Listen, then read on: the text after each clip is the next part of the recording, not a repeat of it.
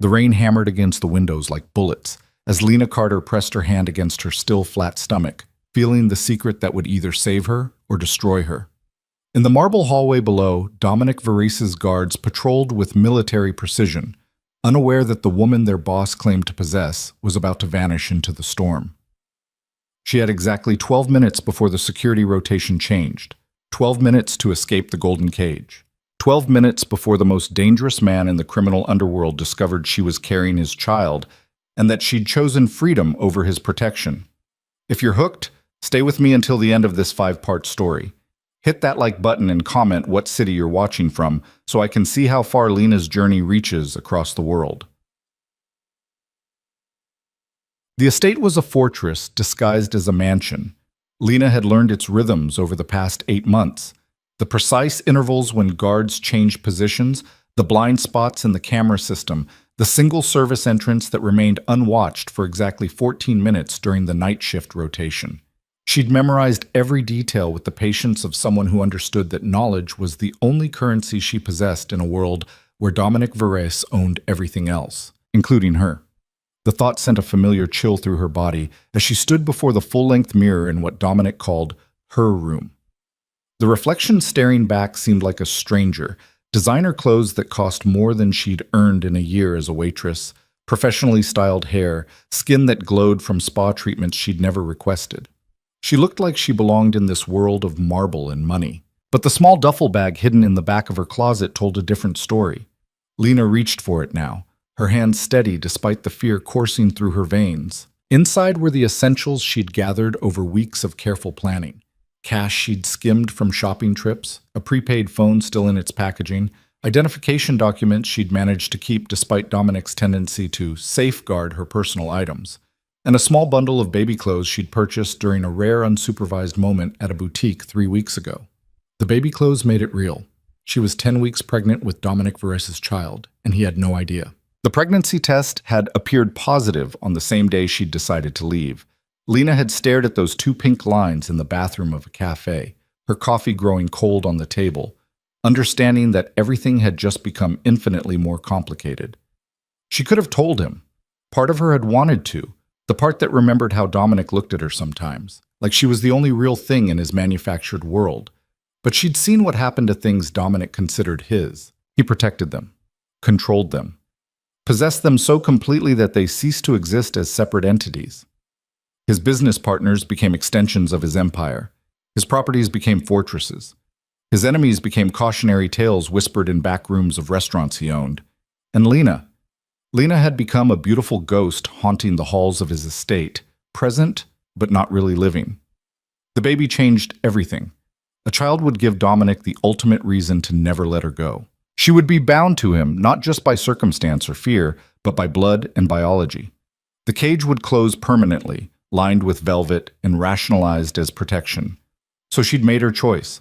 Tonight, while storm clouds gathered over the Hudson Valley and Dominic attended a meeting in the city that would keep him occupied until at least 2 in the morning, Lena would disappear. She checked her watch, 11:47 p.m. The guard rotation would shift at midnight. She had 13 minutes. Moving quickly, Lena changed out of the silk nightgown Dominic had bought her and into practical clothes, dark jeans, a black sweater, running shoes. She pulled her hair into a tight ponytail and grabbed the duffel bag, taking one last look around the room that had been her prison and her refuge for the better part of a year. The king-sized bed where Dominic had taught her the difference between desire and safety. The window seat where she'd spent countless afternoons staring at the world beyond the gates, feeling like Rapunzel in a tower of her own making. The closet full of beautiful things that had never quite felt like they belonged to her. She was leaving all of it behind. The hallway was empty when she slipped out of her room. Lena had timed this perfectly.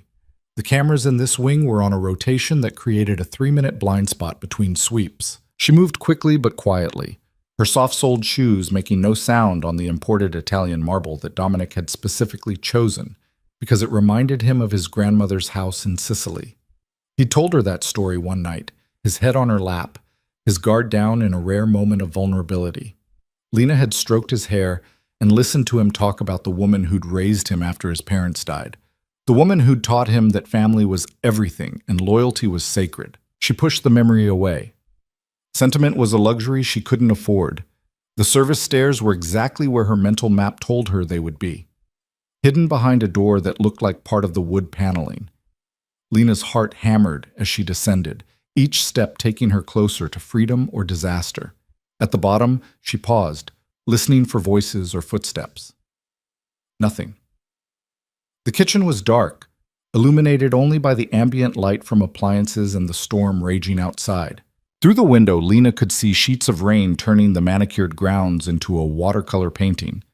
The service entrance was 20 feet away. Through the mudroom and past the security panel, she'd watched the housekeeper disarm 100 times. She'd memorized the code 0827. Dominic's birthday, because for all his sophistication about security, he was sentimental about the strangest things. The panel beeped softly as she entered the numbers, and Lena held her breath, waiting for alarms to scream or lights to flood the grounds. Instead, there was a quiet click as the lock disengaged. She was out. The rain hit her like a physical force, immediately soaking through her clothes despite the jacket she'd pulled from the mudroom. Lena didn't care. She ran across the grounds, keeping to the shadows, heading for the section of wall she'd identified weeks ago as her escape route. The old oak tree that grew near it had branches strong enough to support her weight, and the wall itself had decorative stonework that created natural handholds. Climbing in the rain was harder than she'd anticipated. The bark was slick, her hands kept slipping, and the wind kept trying to tear her from the tree. But fear was an excellent motivator, and the thought of Dominic discovering her empty room pushed her upward until she was level with the top of the wall. She didn't look down. Looking down would make it real, would show her exactly how far she had to fall if this went wrong. Instead, Lena focused on the branches, on maintaining her grip, on swinging her leg over the top of the wall and finding purchase on the other side. For a moment, she straddled the barrier between Dominic's world and freedom, rain pouring down her face, wind whipping her ponytail like a flag. Behind her, the estate glowed with warm light, beautiful and terrible. Ahead, darkness and uncertainty stretched into the storm. Lena chose darkness. She dropped down the other side, landing hard enough to jar her teeth, but maintaining her footing.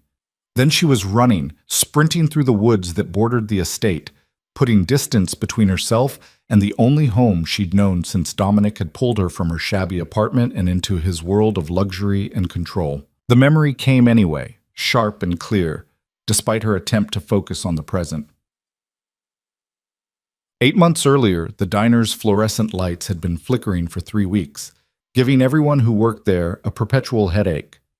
Lena had learned to ignore it, just like she'd learned to ignore the persistent leak in the ceiling, the temperamental coffee maker, and the way her manager looked at her legs when he thought she wasn't paying attention. It was nearly midnight on a Tuesday, the dead zone between late dinner and the drunk crowd that would start filtering in around 1. Lena was wiping down tables and trying to calculate whether her tips would be enough to cover both her electric bill and her phone bill this month when the bell above the door chimed. She'd looked up and seen him, a man who clearly didn't belong in a diner with cracked vinyl booths and a menu that hadn't changed since 1987. He wore a suit that probably cost more than her car, had eyes that cataloged everything in the room within seconds, and moved with the kind of controlled grace that suggested danger wrapped in expensive tailoring. "Coffee," he'd said, sliding into a corner booth with sightlines to both entrances. "Black."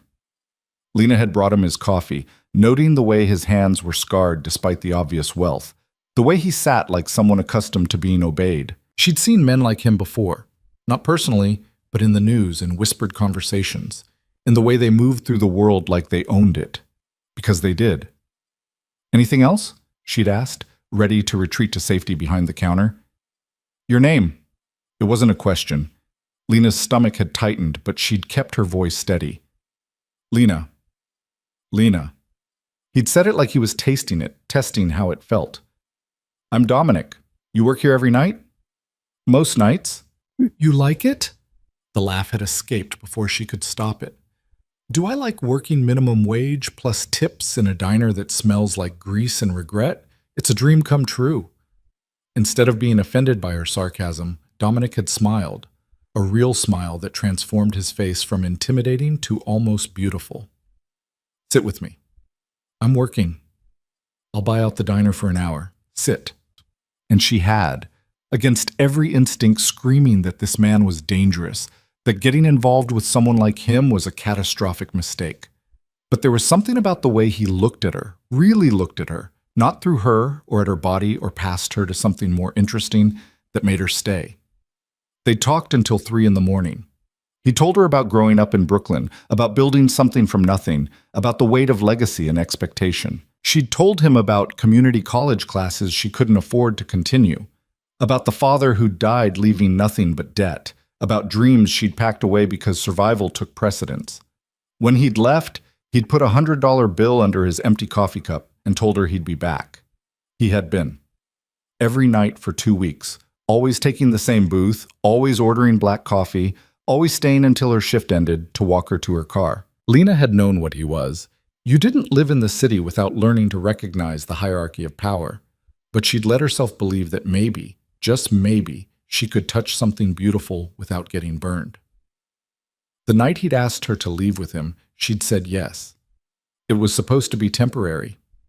A week in his world, seeing how the other half lived, then back to her reality with enough money to pay off her debts and maybe, finally, finish school. He'd promised her that much, and Dominic kept his promises.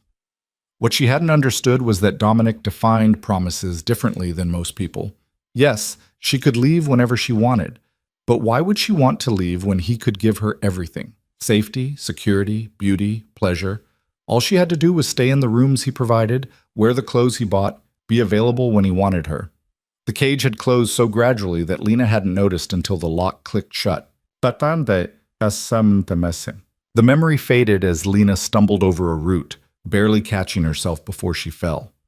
The woods were dark and treacherous, but she kept moving, driven by the certainty that stopping meant being caught. She'd planned her route carefully. 3 miles through the woods to the service road where she'd hidden a bicycle 2 weeks ago. Then 15 miles to the bus station in a town small enough that Dominic's people wouldn't think to look there immediately. A bus to Albany, another to Montreal, then across the border into Canada on foot, if necessary. Toronto was her destination, big enough to disappear in, far enough away to make tracking her difficult, and home to a community center she'd researched that helped women in crisis. She'd start there, build something new, give her baby a chance at a life that didn't involve armed guards and blood-stained money. The bicycle was where she'd left it, hidden under a tarp and covered with branches. Lena's hands shook as she uncovered it, reality crashing over her in waves. She was really doing this. She was running from Dominic Verres, a man whose reach extended across the entire eastern seaboard, whose connections included judges and senators and police chiefs. But she was also running toward something: freedom, autonomy, the chance to be more than a beautiful possession. She was running for her baby. The thought steadied her hands. Lena mounted the bicycle and started pedaling, the rain still falling but lighter now, as if the storm was losing interest. The road stretched ahead of her, dark and uncertain, but it was hers to travel. Behind her, Dominic's estate disappeared into the darkness. She didn't look back. Heat. The bus station in Millbrook was exactly as depressing as she'd expected. Fluorescent lights, plastic chairs bolted to the floor, and a ticket counter staffed by a woman who looked like she'd given up on life around the same time the Berlin Wall fell. Lena bought her ticket with cash, keeping her head down, trying to look like just another tired traveler rather than a woman fleeing from danger. The next bus to Albany left in 40 minutes. She found a seat as the corner where she could watch both entrances and clutched her duffel bag like it contained everything that mattered. Because it did. The minutes crawled past. Every person who entered the station made her heart race. Every car that pulled up outside could be Dominic's people coming to drag her back.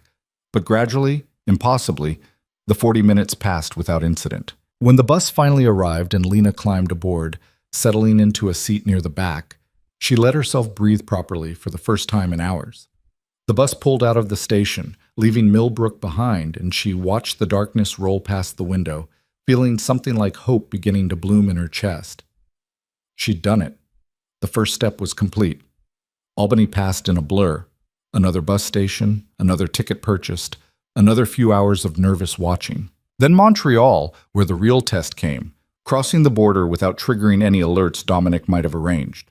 But either his reach didn't extend this far, or he hadn't discovered her absence yet because the border guard barely glanced at her identification before waving her through. Canada welcomed her with early morning light and the promise of a fresh start. Toronto materialized from the highway like a city from a dream. Tall buildings and busy streets and thousands upon thousands of people who didn't know her, didn't know Dominic, didn't care about the complicated history she was trying to escape. She could disappear here. The community center was in a neighborhood that reminded her of where she'd grown up. Not wealthy, but not desperate, full of people just trying to get by. Lena stood outside for a long moment, gathering her courage, before pushing through the doors. The woman at the front desk had kind eyes and patience for Lena's stammered explanation that she needed help finding housing, finding work, finding a way to start over. They didn't ask questions she couldn't answer. They didn't demand explanations. They just helped. Within a week, Lena had a small apartment in a building that was clean if not luxurious, a job washing dishes at a restaurant that didn't ask about work visas, and an appointment at a prenatal clinic that operated on a sliding scale. She was building a life.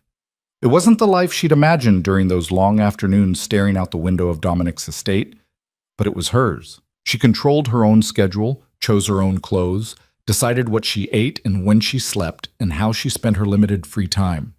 The poverty was familiar, almost comforting after months of abundance she'd never asked for. And slowly, carefully, she let herself believe she might actually be free. The baby grew inside her, making its presence known with waves of nausea that sent her running to the bathroom during her shifts, with the gradual thickening of her waist that forced her to buy secondhand clothes a size larger. Lena found herself talking to it sometimes, late at night in her small apartment, telling her child about the life they would build together. "You're going to have choices," she whispered, one hand on her stomach. "You're going to have freedom. I promise you that." The prenatal appointments became her anchor, a reminder that she was doing this for someone other than herself, that her flight wasn't just about escape, but about creating possibility. The nurse practitioner who saw her was gentle and thorough, never commenting on the absence of a partner or asking about the baby's father. Lena was grateful for the discretion. 3 months passed. Then 4. Lena's stomach rounded, her body changing in ways that were both frightening and miraculous. She worked her shifts, saved what little money she could, attended prenatal classes at the community center with other women who were also navigating motherhood alone. She was happy. Not the intoxicating, dangerous happiness she'd felt in Dominic's arms, but something quieter and more sustainable. The happiness of waking up and choosing how to spend her day. The happiness of knowing that she was building something real. But happiness, Lena was learning, was a fragile thing. The roses arrived on a Tuesday afternoon in her 5th month of pregnancy. Lena had just returned from her shift, exhausted and craving the terrible instant noodles that had become her comfort food, when she found the bouquet sitting outside her apartment door. Blood-red roses, exactly 2 dozen, arranged with the kind of precision that cost money. Her hands shook as she picked up the card tucked among the thorns. "Did you really think I wouldn't find you?" D. The world tilted. Lena grabbed the doorframe to steady herself, the roses falling from her nerveless fingers to scatter across the hallway floor. No, this wasn't possible. She'd been so careful, had covered her tracks, had built a new life far from anywhere Dominic would think to look. But of course he'd found her. She'd been naive to think otherwise. Dominic Varese didn't let things go, and he certainly didn't let people walk away from him. She wasn't a person to him. She was a possession that had been misplaced and now needed to be recovered. Lena stumbled into her apartment and locked the door, knowing even as she did that locks meant nothing to a man like Dominic. If he wanted to get to her, he would. The only question was when and how. The answer came 3 days later. She was leaving the restaurant after her shift, mentally calculating whether she could afford both groceries and the electric bill this month, when a car pulled up beside her. Black, expensive, familiar. The back window rolled down, and there he was. Dominic looked exactly as she remembered. Sharp suit, sharper eyes, the kind of controlled power that made people instinctively step back. But there was something new in his expression, something she couldn't quite read. "Get in the car, Lena." It wasn't a request. No. The word came out stronger than she felt. "We're having a conversation. You can have it here on the street where people might overhear things you'd prefer stayed private, or you can have it in privacy and comfort. Your choice." He was right. Lena could feel eyes watching from nearby buildings, see curtains twitching in windows. Making a scene would only draw attention she couldn't afford, and if Dominic decided to take her by force, there was nothing she could do to stop him. She got in the car.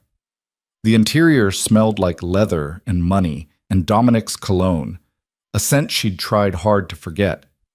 He was sitting across from her, close enough to touch, separated by the small distance of luxury vehicles and the enormous gulf of everything she'd fled from. "You've been busy," he said, his voice carefully neutral. "New country, new name, new life. Very thorough. How did you find me?" Lena kept her hands on her stomach, a protective gesture she couldn't quite suppress. "Does it matter?" Dominic's eyes followed the movement, something flickering across his face. "I have resources. You knew that when you ran." "I didn't run. I left." Semantics. The driver was pulling into traffic, heading somewhere Lena didn't recognize. She thought about jumping out at a red light but dismissed the idea immediately. Even if she could move fast enough, which she doubted given her pregnancy, Dominic would catch her before she made it 3 steps. She was trapped. Again. "Where are we going?" "The Ritz-Carlton. I've taken the penthouse suite for the week." Dominic was still watching her with that unreadable expression. "We're going to talk, Lena, really talk. And then you're going to tell me what the hell you were thinking." The hotel materialized around them, all glass and marble and the kind of ostentatious luxury that Lena had once found appealing. Now it just reminded her of the cage she'd fought so hard to escape. Security guards nodded at Dominic as he guided her through the lobby with a hand on her lower back, proprietary and possessive. The penthouse was ridiculous. Multiple rooms, floor-to-ceiling windows overlooking the city, furniture that probably cost more than Lena would earn in a year. Dominic dismissed the staff with a gesture and turned to face her properly for the first time. That's when he saw.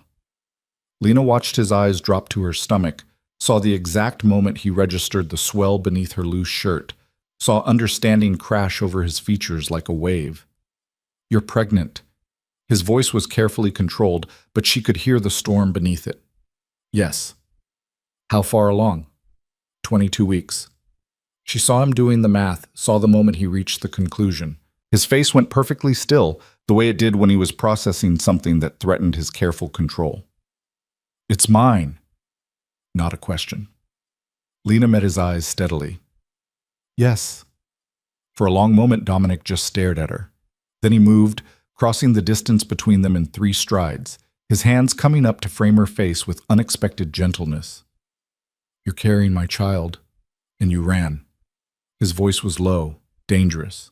"You're carrying my child, and you were going to keep it from me. I was protecting us both." "From me?" The laugh that escaped him was sharp and bitter. "I would have given you everything, Lena. I would have protected you both with my life." "I know. That's what I was afraid of." The truth hung between them, that Dominic's protection was also possession, that his care came with conditions she couldn't accept, that loving him meant losing herself. But now there was a baby involved, and everything had just become infinitely more complicated. Dominic's hands were still framing her face, his touch gentle, despite the storm she could see building behind his eyes. Lena forced herself to remain still, to not flinch away from the contact she'd once craved, and now feared for entirely different reasons. "How long were you planning to keep this from me?" His voice was soft, which somehow made it more dangerous. "A year? 5 years? Were you going to let my child grow up not knowing who their father was?" "I was going to let my child grow up free." Lena stepped back, breaking the contact. Free from bodyguards and bulletproof cars, and a world where people solve problems with violence. That world is reality, Lena. Whether you're in Toronto or Timbuktu, it exists. The only difference is whether you're protected from it or exposed to it. Dominic moved to the bar and poured himself a drink, his movements controlled but his tension visible in the set of his shoulders. "And you chose exposure for our child. I chose normalcy. I chose a life where my baby doesn't grow up thinking armed guards and criminal empires are normal. Our baby." The correction was sharp. "And you don't get to make that choice alone anymore. Not when you're carrying my child." The possessiveness in his tone made Lena's stomach clench. This was what she'd feared, that the pregnancy would give Dominic an unbreakable claim, a permanent reason to exert control. She crossed her arms protectively over her stomach, a barrier between her child and the man who saw it as his. "I'm not going back to that estate," she said firmly. "I'm not going back to being your captive. You were never my captive." Dominic turned to face her, genuine confusion in his expression. "I gave you everything. Protection, luxury, anything you wanted, except freedom, except the right to leave, except my own life. I was keeping you safe. You were keeping me controlled." Lena felt tears threatening, but refused to let them fall. "There's a difference, Dominic. You just can't see it." He set down his glass with enough force to make the crystal ring. "What I see is the woman I care about putting herself and my child at risk because she has some romanticized notion of independence. You were washing dishes in a restaurant, Lena, living in an apartment the size of my closet, eating instant noodles and riding the bus. Is that the life you want for our baby? It's an honest life. Clean money. Real choices. Naive choices." Dominic crossed to the window, looking out over the Toronto skyline. "Do you know how easy it was to find you? 3 days. It took me 3 days to track you down once I realized you were gone. If I can find you that easily, so can my enemies." The words sent ice through Lena's veins. She'd been so focused on escaping Dominic that she hadn't considered the other dangers his world contained: rivals, enemies, people who might see her and the baby as leverage against him. "Then maybe you should have let me stay lost," she said quietly. "Maybe the baby and I are safer if no one knows we exist." "You think I could do that?" Dominic turned back to her, and the raw emotion in his face made her breath catch. "You think I could just forget about you? Pretend you didn't exist? I spent 8 months trying to make you happy, trying to give you everything, and you vanished like smoke. Do you have any idea what that did to me?" "You survived. You always do." "Surviving isn't living, Lena. You taught me that." The vulnerability in his admission caught her off guard. This wasn't the controlled, dangerous man who ruled his empire with calculated precision. This was something rawer, more human. It would be easier if she could hate him completely, if he was simply a villain to escape from. But Dominic had always been more complicated than that. "I never meant to hurt you," she said softly. "But I couldn't stay. Not and keep any part of myself intact.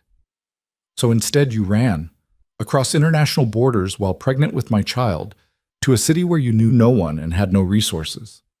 Dominic's voice hardened again. "That wasn't brave, Lena. That was reckless. It was necessary. It was stupid." The anger flared hot and sudden in her chest. "Don't you dare stand there in your $1,000 suit and judge the choices I made to survive. You don't get to do that, Dominic. Not after you took every other choice away from me." "I never took anything from you." "You took everything." The words burst out of her, months of suppressed frustration finally finding voice. "You took my job, my apartment, my independence. You made me dependent on you for food, shelter, clothing, everything. And you did it so gradually that I didn't even notice until it was too late. That's not love, Dominic. That's control. It was protection. It was possession." Lena felt the tears finally spill over, hot against her cheeks. "And I won't let you do it to our child." The silence that followed was heavy and tense. Dominic stood frozen by the window, his expression cycling through emotions too quickly for her to track. Finally he spoke, his voice carefully measured. "Sit down, please." Lena hesitated, then moved to the couch. Her feet were aching from the long shift at the restaurant, and the pregnancy was making her tire more easily. She hated that her body was betraying her with weakness right when she needed to be strong. Dominic sat across from her, maintaining distance, his posture less aggressive than before. When he spoke again, his voice had lost some of its edge. "Tell me about the pregnancy. Have you been getting proper prenatal care?" The shift in topic threw her. Yes, there's a clinic. They've been monitoring everything." "And? The baby's healthy?" "As far as they can tell, yes. I'm due in early September." Something softened in Dominic's expression. "September. A summer baby." He paused. "Do you know if it's a boy or girl?" "I didn't want to know. I wanted to be surprised." "That's very you." A ghost of a smile touched his lips, always preferring mystery to certainty. "Sometimes certainty is overrated, and sometimes mystery is dangerous." The smile faded. Lena, I need you to understand something. The life I live, the world I operate in, it's not something I chose lightly, but it's also not something I can simply walk away from. I have responsibilities, obligations, people depending on me. I know that. Do you? Because you seem to think I can just turn it off, become someone different. But this is who I am. This is who I've always been. Lena met his eyes steadily. Then maybe we're incompatible. Maybe we should just acknowledge that and figure out how to co-parent from a distance. Co-parent from a distance? Dominic laughed, but there was no humor in it. You want me to be a weekend father? Send child support checks and birthday cards? I want you to respect that I need my own life. And I want my child to grow up knowing their father, to have the protection and opportunities that come with being mine. Being yours, Lena repeated. That's the problem, Dominic. You see everything in terms of ownership. I see everything in terms of protection. There's a difference. Is there? The question hung between them, unanswered because they both knew the truth, that in Dominic's world, protection and possession were often indistinguishable. A knock at the door interrupted the tension. Dominic rose smoothly, checking his phone before answering. A man in a dark suit entered, carrying several shopping bags that he set on the dining table before leaving without a word. What's that? Lena asked suspiciously. Dinner. I assumed you hadn't eaten. Dominic began unpacking containers of food, Thai cuisine from a restaurant Lena vaguely recognized as expensive and exclusive. You used to love Pad See You. I didn't know if your tastes had changed. The gesture was so unexpectedly thoughtful that it disarmed her. Thank you. Don't thank me. Just eat. You're too thin. They ate in silence, the tension easing slightly as hunger took precedence over argument. The food was delicious, far better than anything Lena had eaten in months, and she found herself eating more than she'd intended. Dominic watched her with an expression she couldn't quite read. When did you start showing? He asked finally. Around 4 months. I've been wearing loose clothes to hide it. Why? Who are you hiding from? Everyone. You. Myself. The future I don't know how to plan for. Lena set down her fork. I've been terrified since I saw those 2 lines on the pregnancy test, Dominic. Terrified of what it meant, what you would do if you found out, what kind of mother I could possibly be when I can barely take care of myself. You would be a wonderful mother. The certainty in his voice surprised her. You're strong, resourceful, protective, everything a child needs, except stable, except secure, except sure that I can keep them safe. That's where I come in. Dominic leaned forward, his intensity focused entirely on her. I can give you security, Lena, real security, not just money, but protection, resources, everything you and the baby need. In exchange for what? My freedom? In exchange for letting me be a father to my child. In exchange for building something together instead of running away. Building what exactly? A bigger cage? Dominic's jaw tightened. Why do you insist on framing everything I offer as imprisonment? I'm trying to give you a good life. Your definition of a good life, not mine. Then tell me yours. What do you want, Lena? Specifically. The question forced her to articulate thoughts she'd only half formed. I want to make my own decisions, choose my own clothes, my own friends, my own schedule. I want to work if I want to work, or study, or just take care of the baby without someone watching over my shoulder constantly. I want to feel like a person, not a possession. Done. She blinked. What? Done. You can have all of that. Dominic pulled out his phone and started typing. I'll have my lawyers draw up an agreement. You get your independence, your choices, your freedom to move and work and live as you choose. In exchange, you agree to certain security measures for your protection and the baby's, and you allow me to be involved in the child's life. Just like that? You're just agreeing? I'm negotiating. There's a difference. He looked up from his phone. But yes, if those are your terms, I'll meet them, within reason. Lena's mind raced, trying to find the trap she was certain existed. What's within reason? You don't take unnecessary risks. You accept basic security, guards when needed, secure housing, that sort of thing. You consult with me on major decisions regarding the child's welfare. And you don't disappear again. And if I want to leave? If I want to move somewhere else? Then we discuss it like adults and come to an agreement. I'm not asking you to be my prisoner, Lena. I'm asking you to be my partner in raising our child. It was more than she'd expected, less than she'd feared. But Lena had learned to be wary of Dominic's gifts. They always came with strings, even when the strings weren't immediately visible. I want it in writing, she said carefully.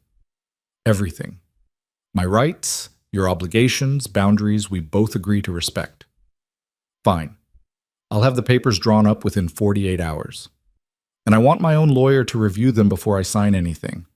A smile tugged at Dominic's mouth. Smart. I'll provide a list of reputable attorneys who aren't in my pocket.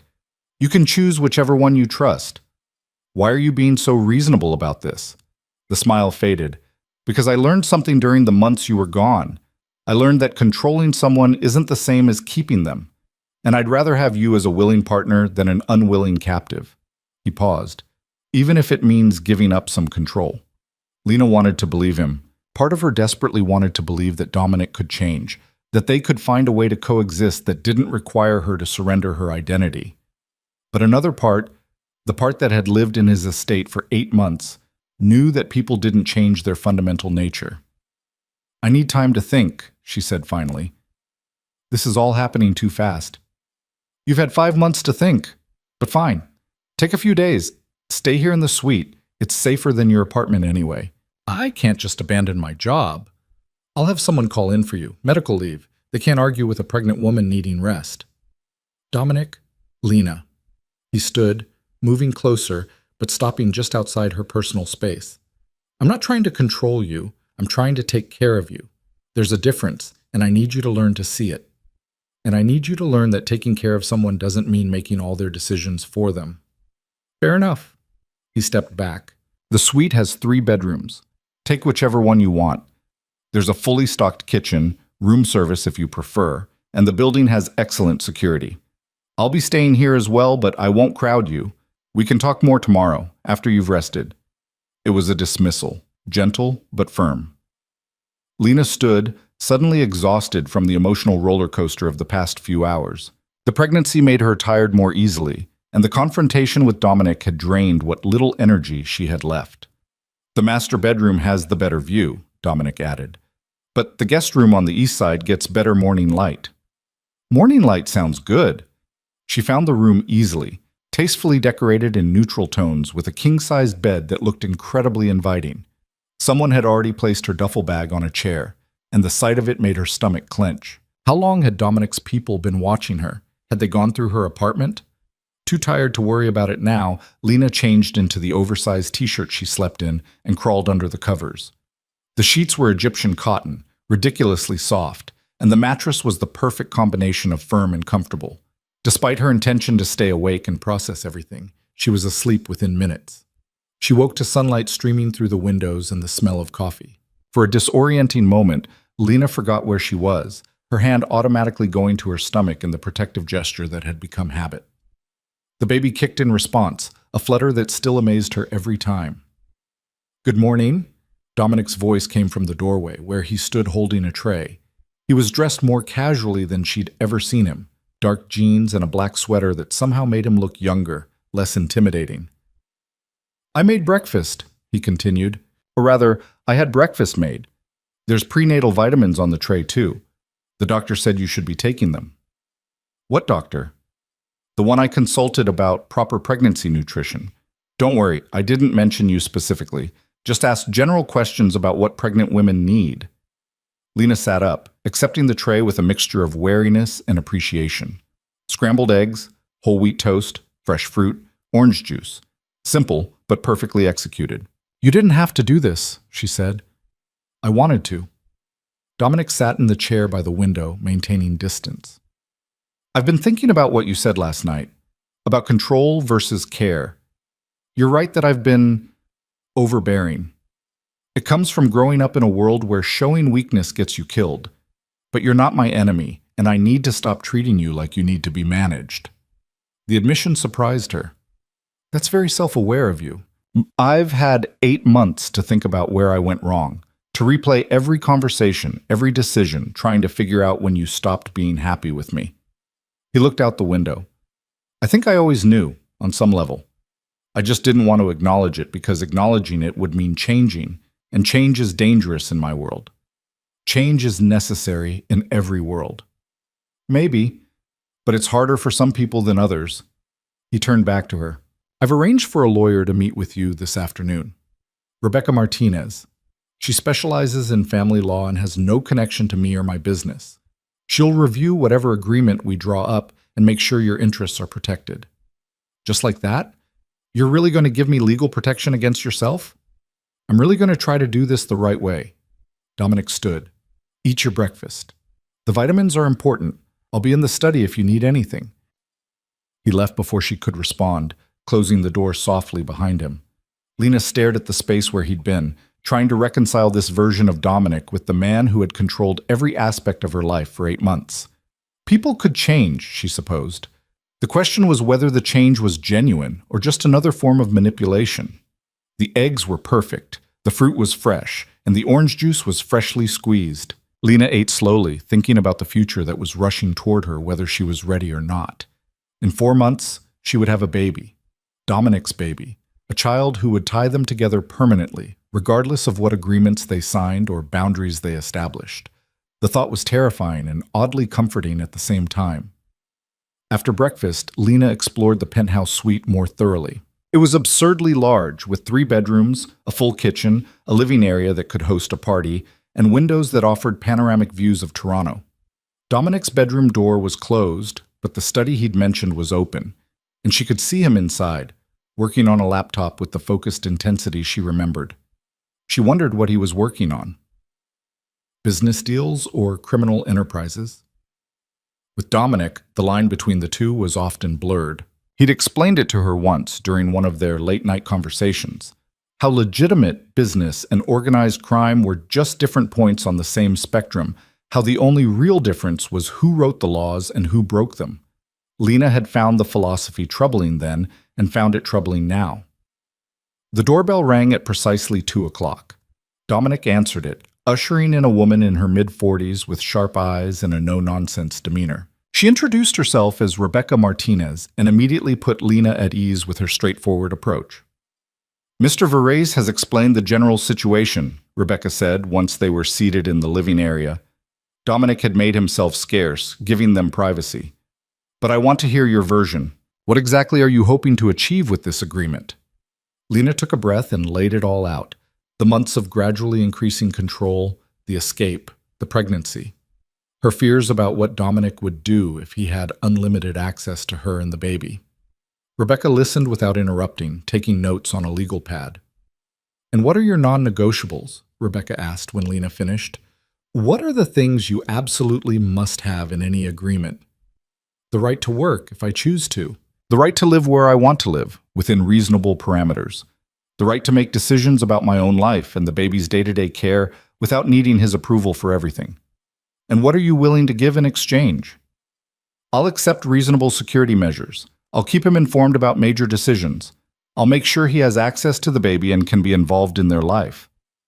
Lena paused. I'm not trying to cut him out. I'm just trying to make sure I'm not cut out of my own life. Rebecca nodded. That's a good framework. Let me talk to Mr. Verrez and see what he's willing to put in writing. I'll review anything he proposes and make sure it protects your interests. In the meantime, don't sign anything without my approval. Understood? Understood. The next few days fell into a strange routine. Lena stayed in the penthouse suite, recovering from months of stress and inadequate nutrition. Dominic was attentive but not smothering, checking on her regularly but giving her space. They ate meals together, talking carefully around the enormous issues that separated them, finding neutral ground in discussions about the baby. Have you thought about names? Dominic asked over dinner on the 3rd night. Some, nothing definite. I'd like to include my grandmother's name somehow, if it's a girl. Her name was Isabella. Isabella is beautiful. Lena found herself softening despite her best efforts. What was she like? Strong, principled. She ran a household with an iron fist, but also had the biggest heart of anyone I've ever known. Dominic's expression turned nostalgic. She would have liked you, would have appreciated your stubbornness. I prefer to think of it as determination. Stubborn determination, then. He smiled. She had that too. used to tell me that a man who couldn't respect a strong woman wasn't worth respecting himself. She sounds wise. She was. I wish you could have met her. The moment of connection surprised Lena. It was easy to forget sometimes that Dominic was a person with a history and family and memories that shaped him. Easy to reduce him to just the dangerous crime boss who had controlled her life. But people were always more complicated than the roles they played. Rebecca presented the draft agreement on the 5th day. It was a thick document, full of legal language that made Lena's head hurt, but Rebecca walked her through it clause by clause. The agreement gave Lena significant autonomy, the right to work, to choose where to live within a defined safe zone that included major cities in the US and Canada, to make day-to-day decisions about the child's care without consultation. In exchange, she agreed to accept security personnel when Dominic deemed it necessary, to keep him informed about major life changes and to not interfere with his relationship with the child. There's a financial component too, Rebecca explained. He's offering a substantial monthly allowance separate from child support. You're not obligated to take it, but I'd advise you to. Having financial independence is important. I don't want his money. It's not about wanting. It's about protecting yourself and your child. Take the money, put it in an account, use it for the baby's future if nothing else. But don't refuse it out of pride. Lena reluctantly agreed to that provision. Rebecca had also negotiated several other protections, limits on how much surveillance Dominic could conduct, requirements that he respect her privacy, clauses that allowed her to modify the agreement if circumstances changed substantially. It's not perfect, Rebecca said honestly. No agreement can completely protect you from someone with his resources if he decides to violate it. But it's better than nothing, and it's legally enforceable. I'd recommend signing it. Dominic was waiting when Lena emerged from the meeting. His expression was carefully neutral, giving nothing away. Well? He asked. It's fair. More fair than I expected. I told you I was willing to negotiate. You did. I just didn't believe you would actually follow through. Something flickered in his eyes. Hurt, maybe, or disappointment. I know I've given you reasons not to trust me. But I'm trying, Lena. I'm really trying to be better than I was. I know. That's why I'm going to sign it. The relief on his face was almost comical. Thank you. I promise you won't regret this. Don't make promises you can't keep. I'm learning not to. They signed the agreement the next morning, with Rebecca witnessing and both parties receiving copies. Lena felt the weight of it, this legal contract that bound her to Dominic in new, complicated ways. But it also felt like protection, like having something concrete to point to when boundaries were tested. So what happens now? She asked after Rebecca left. Now we figure out how to coexist, Dominic said. You need better housing than that apartment you were in. Something safe, comfortable, suitable for a baby. I can find my own place. I know you can. I'm offering to help, not to control. There's a difference. Lena studied him, looking for signs of manipulation or hidden agendas. But all she saw was a man trying, genuinely trying, to navigate unfamiliar territory. Okay, she said finally, you can help, but I make the final decision. Agreed. Over the following weeks, they found a rhythm that almost felt sustainable. Dominic helped her find an apartment in a safe neighborhood with good schools nearby. 2 bedrooms, natural light, close to parks and grocery stores. He offered to pay for it, but Lena insisted on using part of the financial allowance Rebecca had negotiated, wanting to maintain the fiction of independence even as she accepted his help. The apartment was hers in a way the estate had never been. She chose the furniture, picked out paint colors, decided how to arrange each room. Dominic offered opinions when asked, but never insisted, respecting the boundaries they'd established. He also arranged for security, a discreet detail that watched from a distance but didn't intrude on her daily life. Lena hated the necessity of it, but couldn't argue with the logic. She was carrying the child of a powerful man with powerful enemies. Protection was prudent, not paranoid. The baby continued to grow, making its presence known, with increasingly insistent kicks and movements. Lena found herself talking to it more often, telling it stories about the life they would build together, the world they would navigate. And sometimes, late at night when sleep eluded her, she wondered if maybe, just maybe, they could make this work. Not a traditional relationship, certainly not the fairy tale she'd once dreamed of, but something functional. Something that gave their child two parents who respected each other, even if they couldn't quite trust each other completely. It was a fragile hope, built on shaky foundations and untested promises. But it was hope, nonetheless. That hope shattered on a Tuesday afternoon in late July. Lena was 7 months pregnant, her belly round and prominent, moving through her new apartment with the careful waddle that had replaced her usual grace. She'd just returned from a prenatal appointment. Everything was progressing normally, the baby was healthy and active, her blood pressure was good.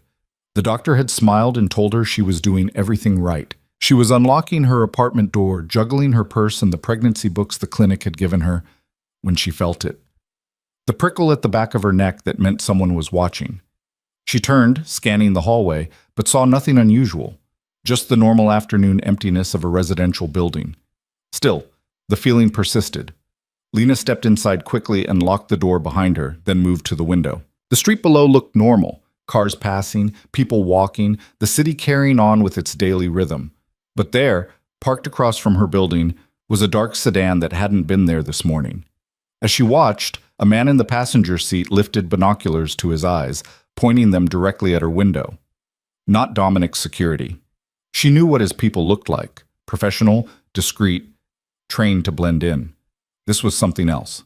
Something wrong. Her phone was in her hand before she consciously decided to call him. Dominic answered on the second ring. "Lena? What's wrong?" "There's someone watching my apartment, a dark sedan across the street. It's not your people." "Get away from the window, now!" The command in his voice was absolute. She heard movement on his end, voices in the background issuing rapid orders. "Are you sure it's not my security detail?" "Positive. Your people don't use binoculars." "Fuck!" More voices, more movement. "Listen to me very carefully. Go to your bedroom, lock the door, and move the dresser in front of it. Stay away from windows. My people are already moving. They'll be there in 3 minutes." "Dominic, what's happening?" "I don't know yet, but I'm not taking chances. Do what I said. Now." Lena moved, her pregnant body protesting the sudden urgency. She made it to the bedroom and was struggling to move the heavy dresser when she heard the apartment door crash open. Her blood turned to ice. "Dominic! I'm here. I'm right here. Talk to me, Lena. What do you hear?" Footsteps, heavy. Multiple people, moving through her apartment with purpose. "They're inside," she whispered, pressing herself against the wall beside the window, her hand instinctively covering her stomach. "There's more than one. My people are 60 seconds out. You just need to hold on for 60 seconds. Can you do that?" "I don't have a choice." The bedroom door handle rattled. Then something heavy hit the door, making it shudder in its frame. They were trying to break through. "Dominic?" 30 seconds. You're going to be fine. I promise you, Lena. You're going to be fine." Another hit. The door splintered but held. Lena looked around desperately for anything she could use as a weapon. The lamp on the nightstand was ceramic and heavy. She grabbed it, yanking the cord from the wall, and positioned herself behind the door. The third hit broke the lock. The door swung open, pushing the dresser aside, and a man stepped through. He was big, heavily muscled, with the kind of face that had seen violence and inflicted more. His eyes swept the room and landed on Lena. "There you are," he said, his accent placing him somewhere in Eastern Europe. "The boss wants to talk to you." "I'm not interested in talking to your boss. Wasn't really a request, sweetheart." He moved toward her, and Lena swung the lamp with all her strength. It connected with his shoulder instead of his head, making him grunt but not stopping him. He grabbed her wrist, twisting until she dropped the lamp, then yanked her forward. "Let go of me!" Lena struggled, panic flooding through her. The baby. She had to protect the baby. "Stop fighting, and this goes easier for everyone." Then the window exploded inward in a shower of glass. 2 figures came through, Dominic's security team, moving with lethal efficiency. The man holding Lena released her to face the new threat, and she stumbled backward, her hands going to her stomach protectively. What followed happened too fast to process. Violence erupted in her bedroom, bodies colliding, the sound of impacts and grunts and things breaking. Lena pressed herself into the corner, making herself as small as possible, feeling the baby kick frantically inside her as if sensing the danger. It was over in less than 30 seconds. The intruder was on the floor, restrained and bleeding from a broken nose. One of Dominic's men, she recognized him as Marcus, the lead on her security detail, approached her carefully, hands visible and non-threatening. "Ms. Carter, are you hurt?" No, I'm okay. The baby... We need to get you out of here. Can you walk?" Lena nodded, though her legs felt like water. Marcus guided her out of the bedroom, stepping carefully over debris and the restrained intruder. The living room held 2 more men in various states of restraint, Dominic's security team efficiently securing them. "Vehicles ready," one of them said. "Clear path to the garage." They hustled her out of the apartment and down the back stairs to the underground parking garage. A black SUV was waiting, engine running, rear door open. Marcus helped her inside and the vehicle was moving before she even had her seatbelt fastened. "Where are we going?" she asked. "Safe house. Mr. Varese is meeting us there." The safe house turned out to be a luxury condo in a high-rise building with the kind of security that required retinal scans and biometric locks. Dominic was already there when they arrived, pacing the living room with his phone pressed to his ear, speaking in rapid Italian. He ended the call the moment he saw Lena. "Are you hurt?" He crossed to her in 3 strides, his hands gentle as they framed her face, tilted her head to check for injuries. "Did they touch you? Did they hurt the baby?" "I'm okay. We're okay." "Dominic, what the hell was that?" "That was Victor Kozlov sending me a message." His jaw was tight enough to shatter. "The bastard found out about you, about the baby. He's trying to use you as leverage." "Who is Victor Kozlov?" "A problem I've been dealing with. A Russian syndicate trying to move into my territory. I thought I had it contained, but clearly I was wrong." Dominic's hands were still on her face, his eyes searching hers with an intensity that was almost frightening. "I'm so sorry, Lena. I'm so fucking sorry. This is exactly what I was trying to protect you from." The adrenaline was starting to wear off, leaving Lena shaky and cold. She sat down heavily on the couch, wrapping her arms around her stomach. The baby was still moving, little flutters that reassured her everything was okay. "What happens now?" she asked quietly. "Now I end this. Permanently." The cold fury in Dominic's voice sent chills down her spine. Kozlov crossed a line. "You don't go after family, ever. That's a rule everyone understands, and he broke it." "By going after me?" "You're carrying my child. That makes you family." He sat beside her, close but not touching. "I need to ask you something, and I need you to be honest. Do you trust me to keep you safe?" Lena thought about the question carefully. "I trust that you'll try. I trust that you have resources and people who can protect us. But Dominic, today proved that even with all your power, we're still vulnerable. That won't happen again. You can't promise that, not really. Not in the world you live in. Then I'll change the world." The statement was so absurd, so impossibly arrogant, that Lena almost laughed. But Dominic's expression was deadly serious. "I mean it, Lena. If the life I've built puts you and our baby in danger, then I'll tear it down and build something different. You can't just walk away from organized crime like it's a bad job. Watch me." Before she could respond, Marcus appeared in the doorway. "Sir, we have the interrogation results. You're going to want to hear this." Dominic stood, his expression shifting from concerned partner to dangerous crime boss in an instant. "Stay here. Lock the door behind me. I'll be back soon." He was gone before Lena could argue. She heard the lock click, sealing her into the safe house that was quickly becoming another cage. She moved to the window, looking out over Toronto's skyline, and wondered how many times she would have to flee before finding actual safety. The baby kicked, a strong jab just below her ribs. Lena placed her hand over the movement, feeling the life growing inside her. In 2 months, this child would be born into a world of violence and danger, caught between a mother who wanted freedom and a father who ruled through force. What kind of life was that for a baby? The thought was still circling through her mind when Dominic returned an hour later. His expression was grim, his knuckles bruised in a way that suggested he'd been personally involved in the interrogation. "Kozlov knows everything," he said without preamble. "About you, about the pregnancy, about this address. He has people in my organization feeding him information." "How is that possible? I thought you vetted everyone." "So did I. Apparently money talks louder than loyalty for some people." Dominic moved to the bar and poured himself a drink, downing it in one swallow. I'm handling it. The leaks will be plugged, but in the meantime, you can't stay here. Anywhere he knows about is compromised. So where do I go? Back to running? Back to hiding? No, you come with me. Back to the estate in New York. The suggestion made Lena's stomach clench. I can't go back there, Dominic. That place was a prison. That place is a fortress. It has security that would take an army to breach. You'd be safe there.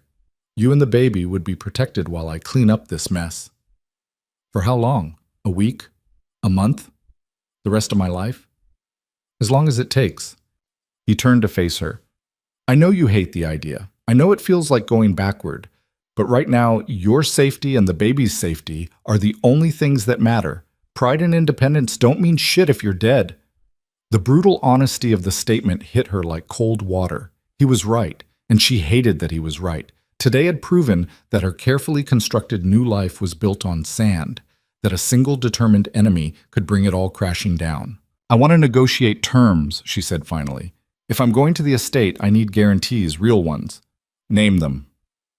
I want my own wing, separate from yours. Space that's mine where you don't come without invitation. I want internet access that you don't monitor. I want the ability to communicate with the outside world freely. And I want a timeline, a specific date when you'll have this situation resolved and I can leave again. Dominic considered this, his expression unreadable. You can have your own wing. You can have unmonitored internet access to reasonable sites. No posting about your location or situation. You can communicate with approved contacts, but I can't give you a timeline because I don't know how long it'll take to neutralize Kozlov completely. Then give me a maximum, 3 months. If you can't resolve this in 3 months, we revisit the arrangement. 6 months. 3 isn't enough time to dismantle an organization and ensure they don't regroup. 4 months. That takes us through the birth and the first month postpartum. After that, I need to know there's an exit. 4 months, Dominic agreed. And at the end of it, if the threat is neutralized, you can choose where you want to live. I won't fight you on it. It wasn't perfect, but it was better than nothing. Lena nodded her acceptance, and something in Dominic's expression softened.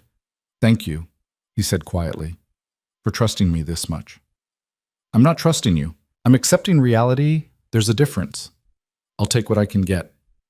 They left for New York that night, traveling in a convoy of 3 vehicles with enough security to invade a small country. The estate looked exactly as Lena remembered, imposing, beautiful, and utterly isolating.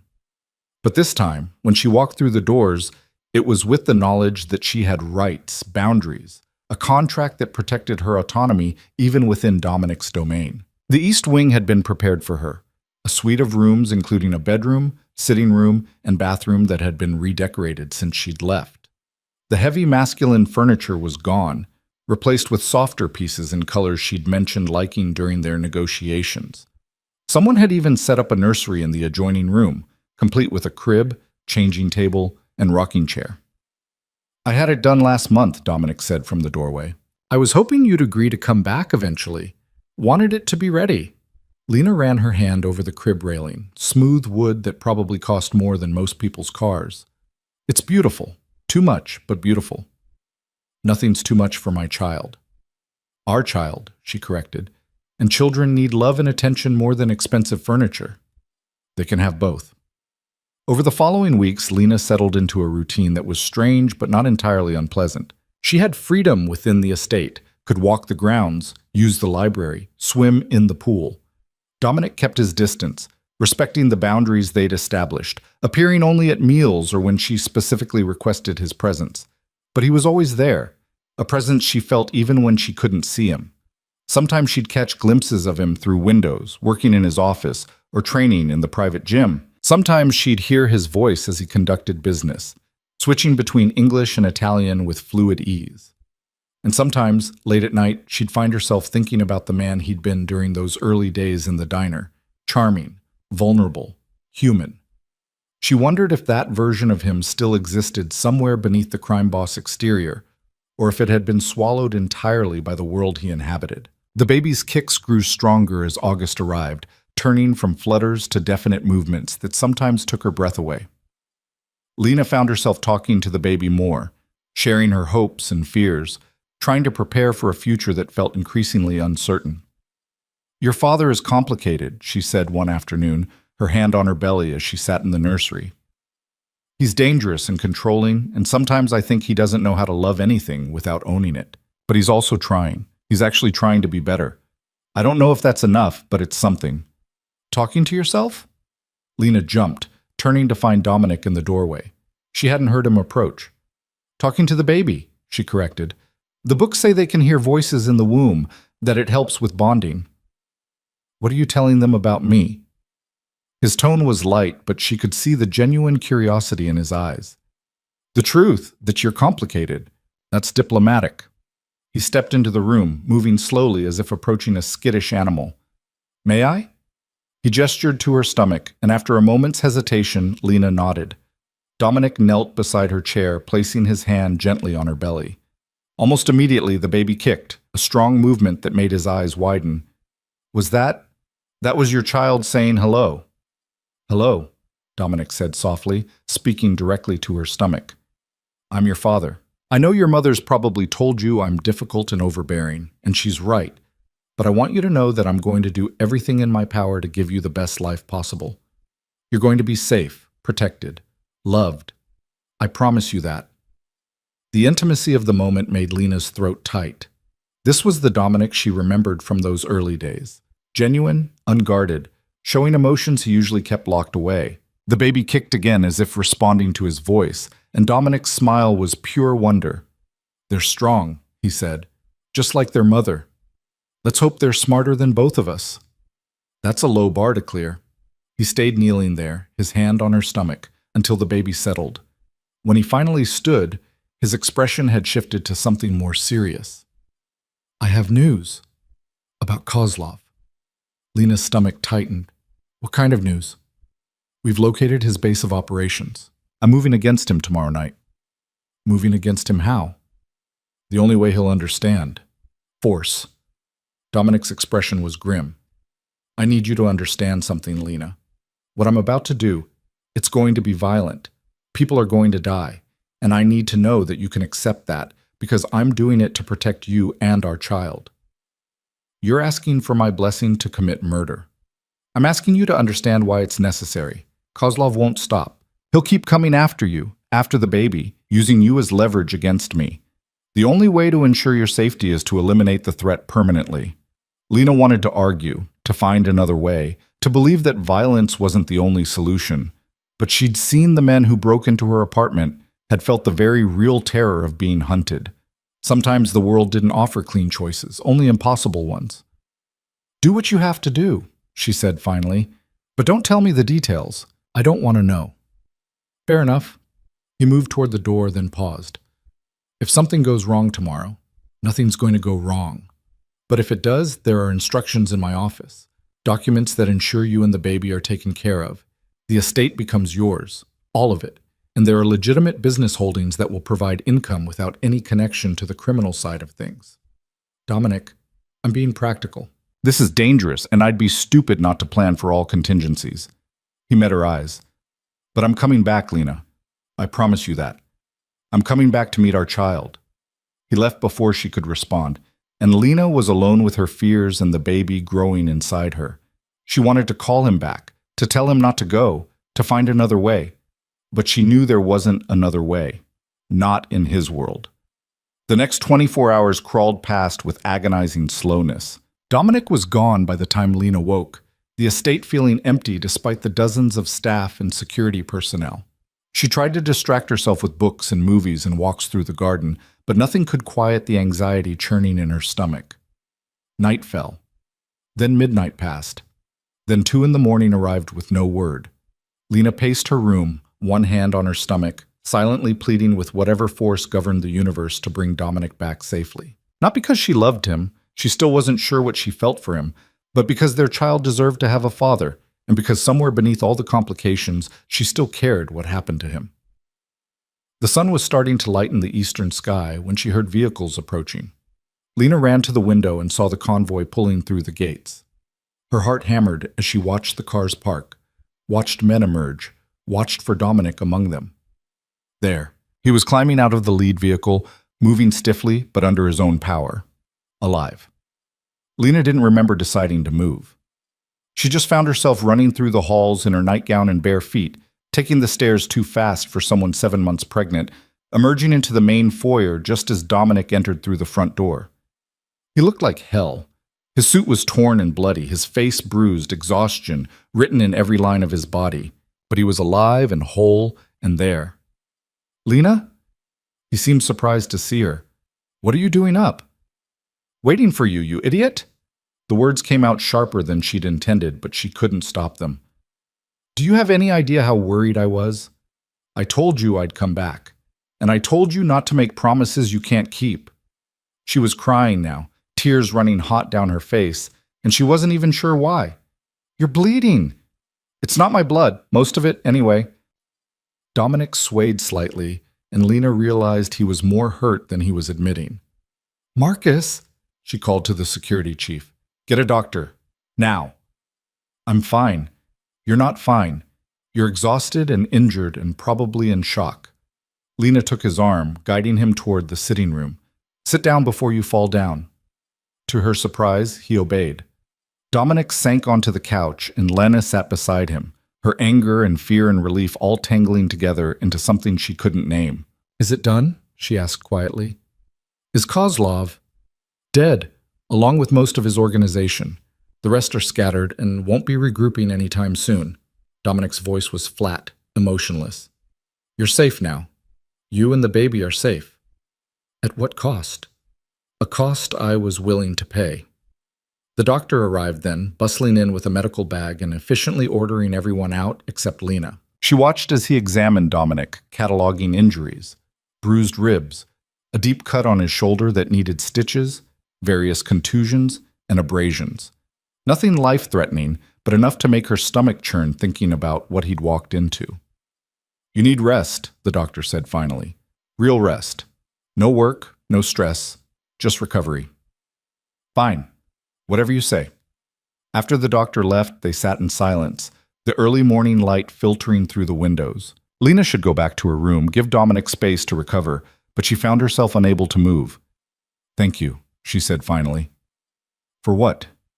"For coming back. For keeping your promise." She placed his hand on her stomach, where the baby was starting to wake and move. "For making it possible for our child to have a father." Dominic's expression crumbled. He pulled her close, burying his face against her shoulder, and she felt his body shake with silent sobs. The violence he'd committed, the lives he'd taken, the weight of protecting his family, all of it was crashing over him, and for once, he wasn't trying to maintain the mask of control. Lena held him, this complicated, dangerous, broken man who was the father of her child, and wondered if maybe, just maybe, they could find a way through this together. The days that followed felt suspended in time, caught between the violence that had just ended and the new life that was about to begin. Dominic recovered slowly, his body healing while something deeper shifted inside him.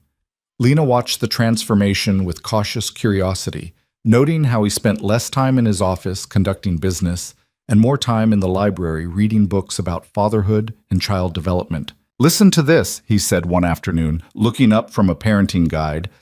"It says babies can recognize their father's voice if he talks to them regularly before birth. We should be doing that more." Lena smiled despite herself. "We've been doing that. You talk to the baby every night." "I mean more structured. Stories, maybe. My grandmother used to read to me from this collection of Italian folk tales. I wonder if I still have it somewhere." "You're nesting." "I'm preparing. There's a difference." "Not much of one." She shifted on the couch, trying to find a comfortable position. At 8 months pregnant, comfort was increasingly elusive. "The baby's going to be here in 4 weeks. Are you ready for that?" The question made Dominic set down his book. "Honestly, I'm terrified.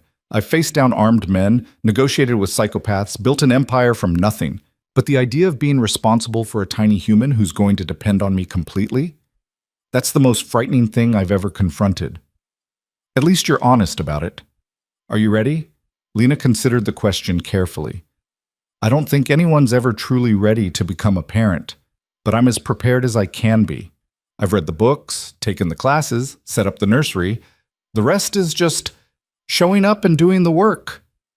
"You're going to be an amazing mother." "You keep saying that." Because it's true. You're strong, resourceful, protective. Everything a child needs. He moved to sit beside her, close enough that she could feel his warmth. I know I haven't given you many reasons to believe in me, but I want you to know something. I'm committed to this, to being a real father, not just a name on a birth certificate. Whatever it takes. Even if it means changing your life completely? Especially if it means that. Dominic reached for her hand, his touch tentative. I've been thinking about what you said, about the world I live in being too dangerous for a family. You were right. I usually am. So I'm making changes, real ones. He pulled out his phone and showed her a document. I've been working with attorneys to legitimize my business holdings. The criminal enterprises are being phased out or transferred to people who can handle them. Within 6 months, everything I control will be legal. Lena stared at the screen, trying to process what she was reading. Dominic, this is your entire empire. You're just walking away from it. I'm transforming it. There's a difference. He scrolled through pages of legal documents, corporate filings, business registrations. The real estate holdings were always legitimate. Same with the import businesses, once you remove the smuggling component. The restaurants, the construction companies, the waste management contracts, all of it can operate legally. It just won't be as profitable. And the people who work for you, the ones whose livelihoods depend on the criminal side, they're being offered positions in the legitimate operations if they want them. The ones who don't want to go straight are being given generous severance packages and connections to other organizations. No one's being abandoned. The scope of what he was describing was staggering. Dominic wasn't just making minor adjustments. He was completely restructuring his entire life, dismantling the empire he'd spent years building, all for the sake of their child. Why? She asked quietly. Why are you really doing this? Because I want my child to be proud of their father. Because I want to be able to answer honestly when they ask what I do for a living. Because I want to give them a life where they don't have to choose between family loyalty and moral integrity. He met her eyes. And because I want you to feel safe letting me be part of that life. Really part of it. Not just supervised visits and legal agreements. That's a lot of pressure to put on a baby who isn't even born yet. The baby isn't the pressure. It's the catalyst. For the first time in my life, I have something worth changing for. Someone worth being better for. His hand tightened on hers. 2 someones. Lena felt tears threatening and blamed it on pregnancy hormones rather than the genuine emotion his words stirred. This doesn't change everything between us. You know that, right? We still have a lot of complicated history. I know. I'm not expecting instant forgiveness or for you to suddenly trust me completely. I'm just asking for the chance to prove I can be the kind of man our child deserves. The kind of man you deserve. Before she could respond, the baby kicked hard enough to make her gasp. Dominic's hand was on her stomach immediately, feeling the movement. Strong kick, he said with a smile. Definitely takes after you. Or after you. You're the stubborn one. We're both stubborn. This kid doesn't stand a chance. The moment of levity eased some of the tension, and they sat together in comfortable silence, Dominic's hand on her stomach, feeling their child move and shift. It was the closest they'd been in months, not just physically, but emotionally. And Lena found herself wondering if maybe his transformation was genuine. If maybe, despite everything, they could find a way to build something real. The thought was interrupted by her phone ringing. Rebecca Martinez's name appeared on the screen. I should take this, Lena said, accepting the call. Rebecca, hi. What's up? Lena, I need to ask you something, and I need you to be completely honest with me. Rebecca's voice was tight with concern. Are you at the Varese estate of your own free will? The question sent alarm bells ringing. Yes, of course. Why? Because I received a very concerning anonymous message suggesting you're being held there against your will. It included photos of the estate's security, guard rotations, entry points. Someone's been conducting surveillance. Lena's blood ran cold. When did you receive this? 20 minutes ago. I tried calling immediately, but it went to voicemail. The estate has signal dampening in some areas. Rebecca, who sent this? Do you have any idea? No, it came through an encrypted service, untraceable. But Lena, this is serious. If someone's watching the estate, gathering intelligence, I need to call you back. Lena ended the call and turned to Dominic, who was already on his feet, his expression deadly serious. He'd heard enough of the conversation to understand the implications. "Get Marcus," he said into his phone. "Now, we have a situation." Marcus arrived within minutes, and Dominic quickly briefed him on the situation. The security chief's expression grew increasingly grim as he listened. "We've had no indication of surveillance," Marcus said. "Our counter-surveillance sweeps are thorough. If someone's been watching us, they're using methods we haven't detected. Then our methods aren't good enough." Dominic's voice was cold. "I want the entire security protocol reviewed and upgraded. Bring in outside consultants if you need to. And I want to know who sent that message to Lena's attorney and why." "On it." Marcus left, already issuing orders into his radio. Lena stood, pacing despite the awkwardness of her pregnant body. "This doesn't make sense. You eliminated Kozlov. His organization is scattered. Who else would target us?"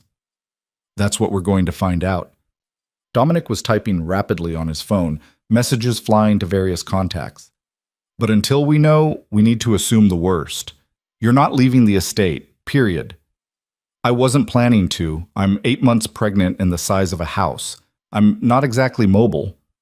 "I'm serious, Lena. Something about this feels wrong. The timing, the method, the fact that they sent it to your lawyer instead of directly to you. Someone's playing a game, and I don't like it." Over the next few hours, the estate transformed into a fortress. Additional security arrived, surveillance equipment was upgraded, every entry point was reinforced. Dominic's people swept the grounds repeatedly, looking for signs of observation or intrusion. They found nothing. That night, Lena lay in bed unable to sleep, listening to footsteps in the hallways as guards patrolled. The baby was restless too, moving constantly, as if picking up on her anxiety. She was debating whether to get up and walk around when her door opened quietly. "It's just me," Dominic said softly. "I saw your light was on. Can I come in?" "It's your house. It's your room. There's a difference." He entered anyway, closing the door behind him. He was dressed casually in sweatpants and a t-shirt, looking more approachable than he did in his usual suits. "Can't sleep?" "The baby's doing gymnastics. I have to pee every 20 minutes. And someone's apparently watching the estate with unknown intentions. Sleep seems unlikely." "Mind if I stay?" "Just until you fall asleep. I promise I'll behave." Lena should say no. Maintaining boundaries was important, especially now when emotions were running high and fears were amplified. But the truth was, she didn't want to be alone. Not tonight. "Stay," she said, shifting over to make room. Dominic settled on top of the covers beside her, maintaining a careful distance. They lay there in the semi-darkness, listening to the sounds of the estate settling around them. "Tell me something true," Lena said finally. "Something you've never told anyone else." "Why?" "Because I'm scared, and distraction would be helpful, and because I want to know who you really are beneath all the layers." Dominic was silent for so long she thought he might not answer. Then he spoke, his voice quiet in the darkness. "When I was 12, my parents were killed in what everyone said was a car accident, but I knew better. I saw the men following us that day. I saw my father's face when he realized what was happening, and I heard him tell my mother he was sorry, that he'd tried to protect us but failed." He paused. "The accident was staged by a rival family. My grandmother knew it too, but she couldn't prove it, couldn't fight back without starting a war she couldn't win. So we pretended to believe the lie." "Dominic, I spent the next 10 years preparing. Learning, watching, building connections and power. And when I was strong enough, I went after every person who'd been involved in killing my parents. It took 3 years, but I found them all. And I made them pay." The revelation hung heavy in the air. Lena had known Dominic's empire was built on violence, but hearing the origin story made it real in a way that statistics and news reports never could. "How old were you when you finished?" she asked. 25. By then, I'd built enough power that no one could touch me. But I was also completely alone. My grandmother had died the year before. I had money and influence and fear, but no one who actually knew me. No one who cared whether I lived or died beyond what it meant for their business interests. That sounds lonely. It was. It is. He turned his head to look at her. Until you walked into that diner with your smart mouth and your refusal to be impressed by money or power, you saw me, Lena, really saw me. Not the boss or the empire or the fear, just Me. Do you have any idea how rare that is? So you decided to collect me like a rare artifact? I decided to hold on to the first real thing I'd found in my life. He reached out slowly, giving her time to pull away, and placed his hand on her stomach. The baby kicked immediately, a strong movement that made them both smile. And now we're creating something even more real. Someone who's going to carry part of both of us into the future. No pressure on the kid. All the pressure. They're going to have to put up with two incredibly stubborn parents who can't seem to figure out how to coexist without either fighting or running away. We're doing better than we were. The bar was underground. We didn't have far to go to improve. Lena laughed despite herself and felt some of the tension ease. They talked for another hour, trading stories and fear and hopes for the future, until finally Lena felt sleep pulling at her. Dominic stayed exactly where he was, his hand on her stomach, his presence somehow comforting rather than threatening. She woke to sunlight streaming through the windows, and Dominic gone, though a note on the pillow said he'd stayed until dawn. The gesture touched her more than it probably should have. The morning brought new developments. Marcus appeared at breakfast with information that made Lena's stomach drop. We identified the source of the surveillance photos, he said, pulling up images on a tablet. They weren't taken recently. They're from 8 months ago, right before Ms. Carter left. Someone had been watching the estate back then and held on to the images until now. Why send them now? Lena asked. What's the point? That's what we can't figure out, unless… Marcus hesitated, looking at Dominic. Unless what? Dominic's voice was dangerous. Unless someone's trying to make you paranoid, to make you second-guess your security, divide your attention, keep you looking over your shoulder when you should be focused on other things. Like legitimizing my business operations, Dominic said slowly, like restructuring my entire empire. Someone who benefits from me staying in the criminal world would have every reason to want me distracted right now. Who knows about your plans? Lena asked. Too many people. The lawyers, the accountants, key personnel who need to be brought into the loop for the transition. Any one of them could have leaked information to someone who doesn't want to see me go legitimate. The realization shifted everything. This wasn't about kidnapping or ransom or attacking Dominic's family. This was about sabotaging his attempt to leave the criminal world behind. So what do we do? Lena asked. We don't take the bait. We maintain security, but we don't let fear control us. And we keep moving forward with the transition. Dominic's expression was determined. Whoever's behind this wants me to stay in the life. The best revenge is proving I can leave.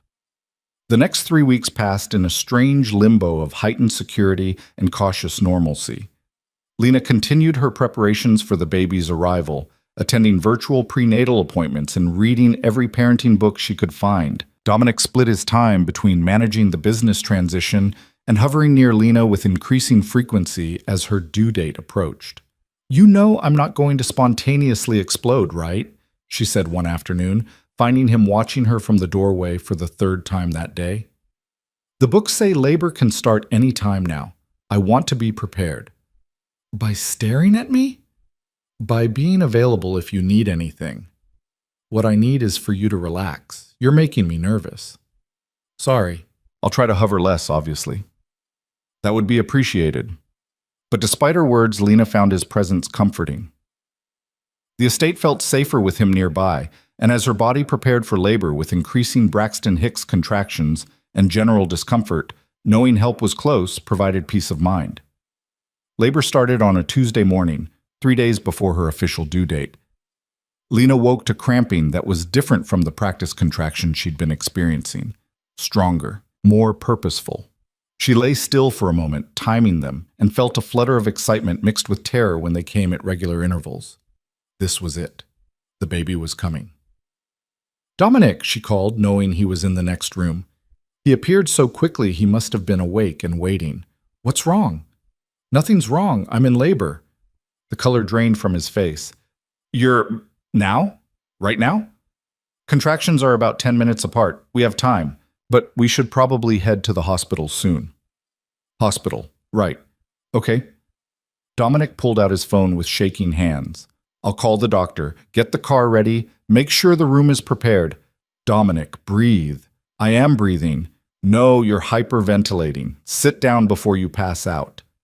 He sat, looking so uncharacteristically rattled that Lena almost laughed. This was the man who'd faced down armed enemies without flinching, and he was coming apart because she was having a baby. "We practiced this," she reminded him. "You know what to do. Grab the hospital bag, call Dr. Morrison, and get the car ready. I'm going to change into something more comfortable than pajamas." "Right, yes, hospital bag." He stood, then sat again. "Where's the hospital bag?" "In the nursery closet, where we put it 2 weeks ago." "Nursery, closet, got it." Lena watched him sprint from the room and allowed herself a small smile despite the contraction building in her abdomen. If nothing else, seeing Dominic completely undone by impending fatherhood was entertaining. The drive to the hospital was tense but uneventful. Dominic had arranged for a private suite weeks ago, complete with security stationed discreetly outside. Dr. Morrison met them there, calm and competent, checking Lena's progress and confirming she was indeed in active labor. "Everything looks good," the doctor said. "You're at 4 centimeters. Could be a few more hours, could be faster. Every labor is different." It turned out to be somewhere in between. Lena labored through the afternoon and into early evening, Dominic staying by her side the entire time. He held her hand through contractions, brought her ice chips when she needed them, and provided a target for her increasingly creative insults as the pain intensified. "I hate you," she panted during a particularly brutal contraction. "This is your fault. Your stupid, overachieving sperm. I know. I'm sorry. You're doing amazing. Don't patronize me. I will end you." "Noted. Squeeze my hand as hard as you need to." "I'm going to break your fingers." "That's fine. I deserve it." By 8 o'clock that evening, Lena was fully dilated and ready to push. The next hour was a blur of pain and effort and medical personnel offering encouragement. Dominic stayed at her shoulder, whispering things she barely heard but found comforting anyway, his presence anchoring her through the hardest physical challenge of her life. And then, with one final push that took everything she had, their baby entered the world. The first cry was the most beautiful sound Lena had ever heard. Dr. Morrison lifted the baby, announcing, "It's a girl," before placing the tiny, perfect human on Lena's chest. Lena looked down at her daughter, their daughter, and felt the world reorganize itself around this new reality. Tiny fingers, a shock of dark hair, eyes scrunched shut as she wailed her displeasure at being evicted from her warm home. She was perfect and terrifying and completely dependent on them. "Hi, baby girl," Lena whispered, tears streaming down her face. "We've been waiting to meet you." Dominic stood frozen beside the bed, staring at his daughter with an expression of absolute wonder. When he finally spoke, his voice was thick with emotion. "She's perfect." "She is. Do you want to hold her?" The nurse took the baby for weighing and measurements, then wrapped her in a blanket and brought her to Dominic. He accepted his daughter with trembling hands, cradling her like she was made of glass. "Isabella Grace," he said softly. "If that's still okay with you." Lena nodded, too emotional to speak. They discussed names over the past few weeks, finally settling on Isabella for Dominic's grandmother and Grace for Lena's mother. A bridge between both their families, both their histories. "Isabella Grace Varese Carter," Lena managed. A big name for such a small person. "She'll grow into it." Dominic couldn't take his eyes off his daughter. "She's beautiful, Lena, just like her mother." The hours that followed were exhausting and overwhelming and more joyful than Lena had imagined possible.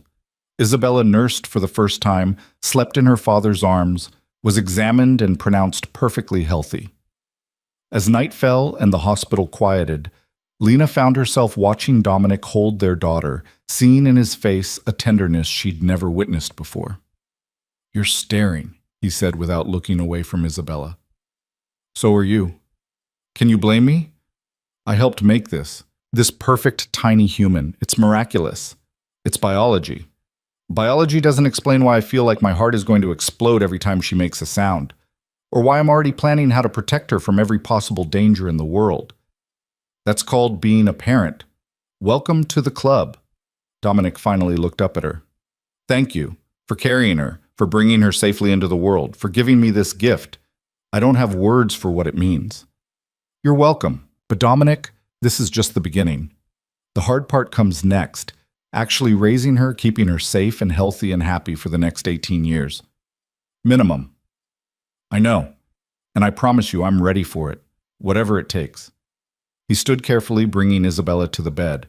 We should let you rest. The nurse said she'll take Isabella to the nursery for a few hours so you can sleep.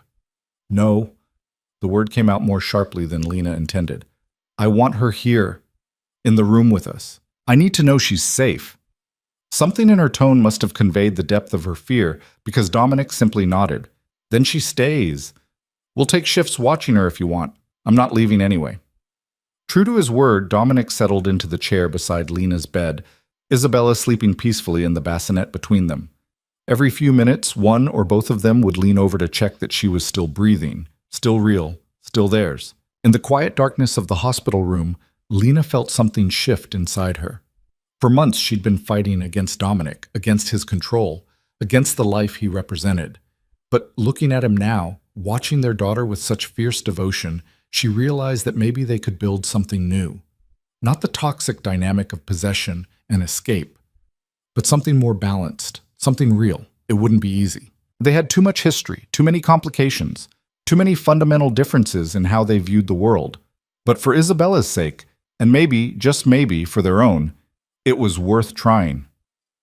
Dominic, she said quietly, I want to renegotiate our agreement. His head snapped up. What? Why? Because circumstances have changed.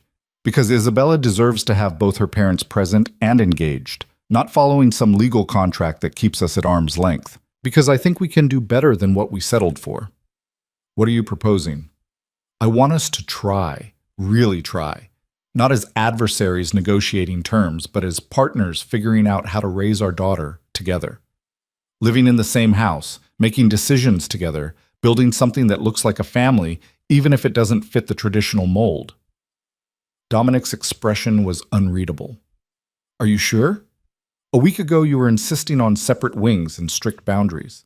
A week ago I hadn't held our daughter yet, hadn't seen you with her. Things are different now. They are. He moved to sit on the edge of her bed, close enough to take her hand. I want that too, Lena. More than I can express. But I need you to know that I'm still committed to changing my life. To being someone Isabella can be proud of. That doesn't change. I know, and I'm going to hold you to it. Good. I'd expect nothing less. Isabella stirred in her bassinet, making a soft sound that had both parents immediately on alert. But she settled again, one tiny fist escaping the blanket to wave aimlessly in the air. We're going to figure this out, Lena said with more confidence than she felt. One day at a time. One day at a time, Dominic agreed, squeezing her hand. Together. The first weeks with Isabella were a blur of sleepless nights, diaper changes, and the steep learning curve of new parenthood. Lena had read all the books, attended all the classes, but nothing truly prepared her for the reality of being responsible for another human being 24 hours a day. Dominic surprised her by being genuinely helpful rather than just hovering. He changed diapers without complaint, walked the halls at 3 a.m, soothing a crying baby, and somehow managed to function on even less sleep than Lena while still running his increasingly legitimate business empire. How are you not dead? Lena asked one morning, finding him in the nursery with Isabella, both of them wide awake at 5 a.m. You slept maybe 2 hours last night. I functioned on less during business negotiations that lasted days. He adjusted Isabella in his arms, supporting her head with the practiced ease he'd developed quickly. Besides, I don't want to miss anything. She changes every day. Gets a little bigger, a little more alert. If I sleep, I might miss something important. You're going to burn out. So will you if you don't go back to bed. I've got her. Sleep while you can. Lena wanted to argue, but exhaustion won. She stumbled back to bed and was asleep within minutes, trusting Dominic with their daughter in a way that would have seemed impossible just months ago. The trust was still new, still fragile, but it was growing. Dominic kept his promises about the business transition, showing her financial reports and legal documents that proved the criminal operations were being systematically dismantled. He'd brought in outside consultants to help restructure everything, ensuring the legitimate businesses could stand on their own without the illegal revenue streams that had once supported them. It's actually more profitable than I expected, he told her one afternoon while Isabella napped between them on the couch. Turns out when you're not paying protection money or bribes or covering up criminal activity, The profit margins improved significantly. Who would have thought honesty could be lucrative? Revolutionary concept, I know. He reached over to adjust Isabella's blanket. My accountant is thrilled. Says for the first time in his career, he doesn't have to maintain 2 sets of books.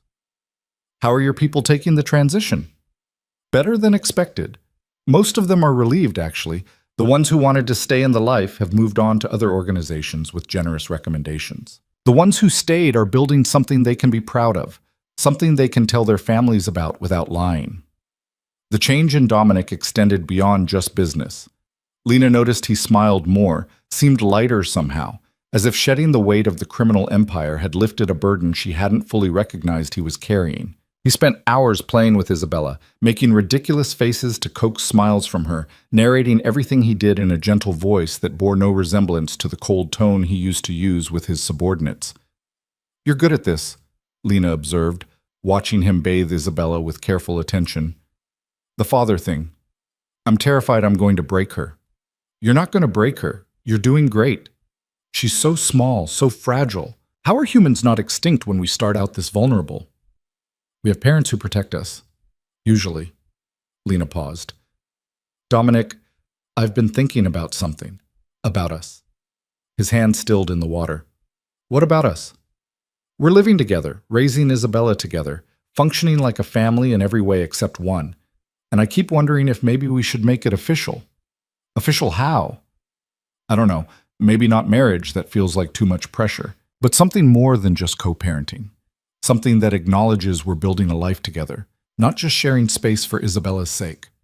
Dominic lifted Isabella from the bath, wrapping her in a soft towel. "What changed? A month ago you were still insisting on separate wings and independence. A month ago I was still fighting against the past. But I'm starting to think maybe I should be fighting for the future instead." Lena took Isabella, holding her close. "You've changed, Dominic, really changed. And I think I need to acknowledge that instead of waiting for you to revert to who you were, I could still revert. Change is hard, and I'm learning as I go. So am I. We both are. But maybe that's okay. Maybe perfect isn't the goal. Maybe good enough is actually good enough." Dominic reached out and tucked a strand of hair behind Lena's ear, the gesture tender and intimate. "I want more than good enough with you. I want extraordinary. I want the kind of partnership where we challenge each other to be better, where we build something that's greater than the sum of its parts."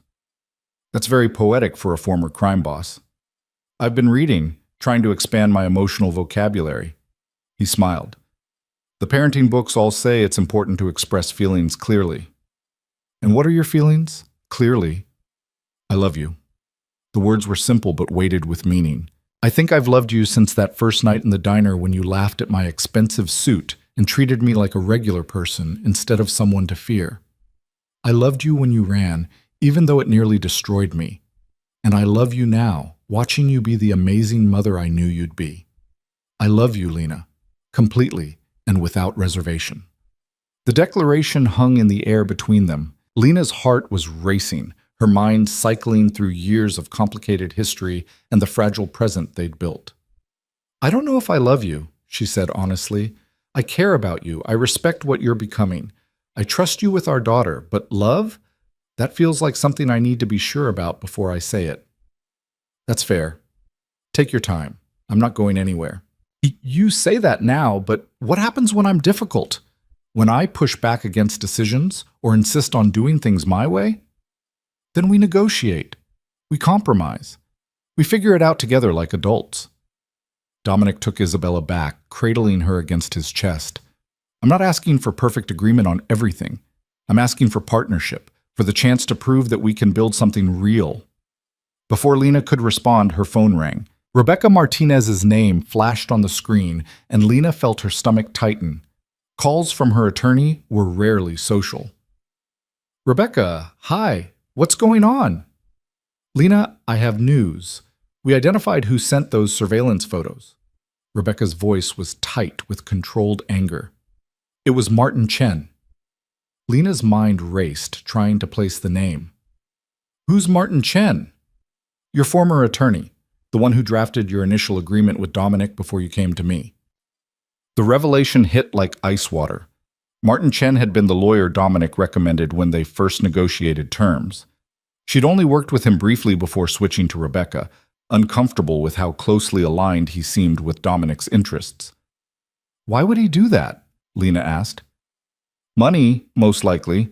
Someone paid him to create chaos, to make you doubt the security at the estate and question whether you were safe. We're still tracking down who hired him, but preliminary evidence suggests it was someone within Dominic's former organization. Someone who didn't want to see him go legitimate. Dominic had gone very still, listening to the conversation. When Lena ended the call, he was already on his phone, issuing rapid orders.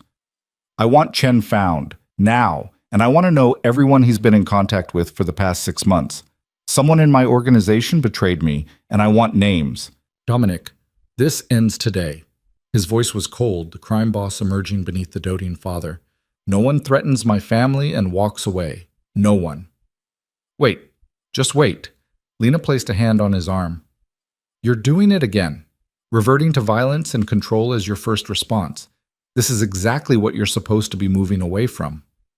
Someone tried to manipulate you, to make you afraid, to sabotage everything we're building. I'm supposed to just let that go? I'm saying there are legal ways to handle this. We have evidence of Chen's involvement. We can report him to the Bar Association, pursue criminal charges if warranted. We don't need your old methods. Dominic's jaw clenched, the internal struggle visible on his face. Finally, he took a breath and nodded. You're right. I'm sorry. Oh, old habits.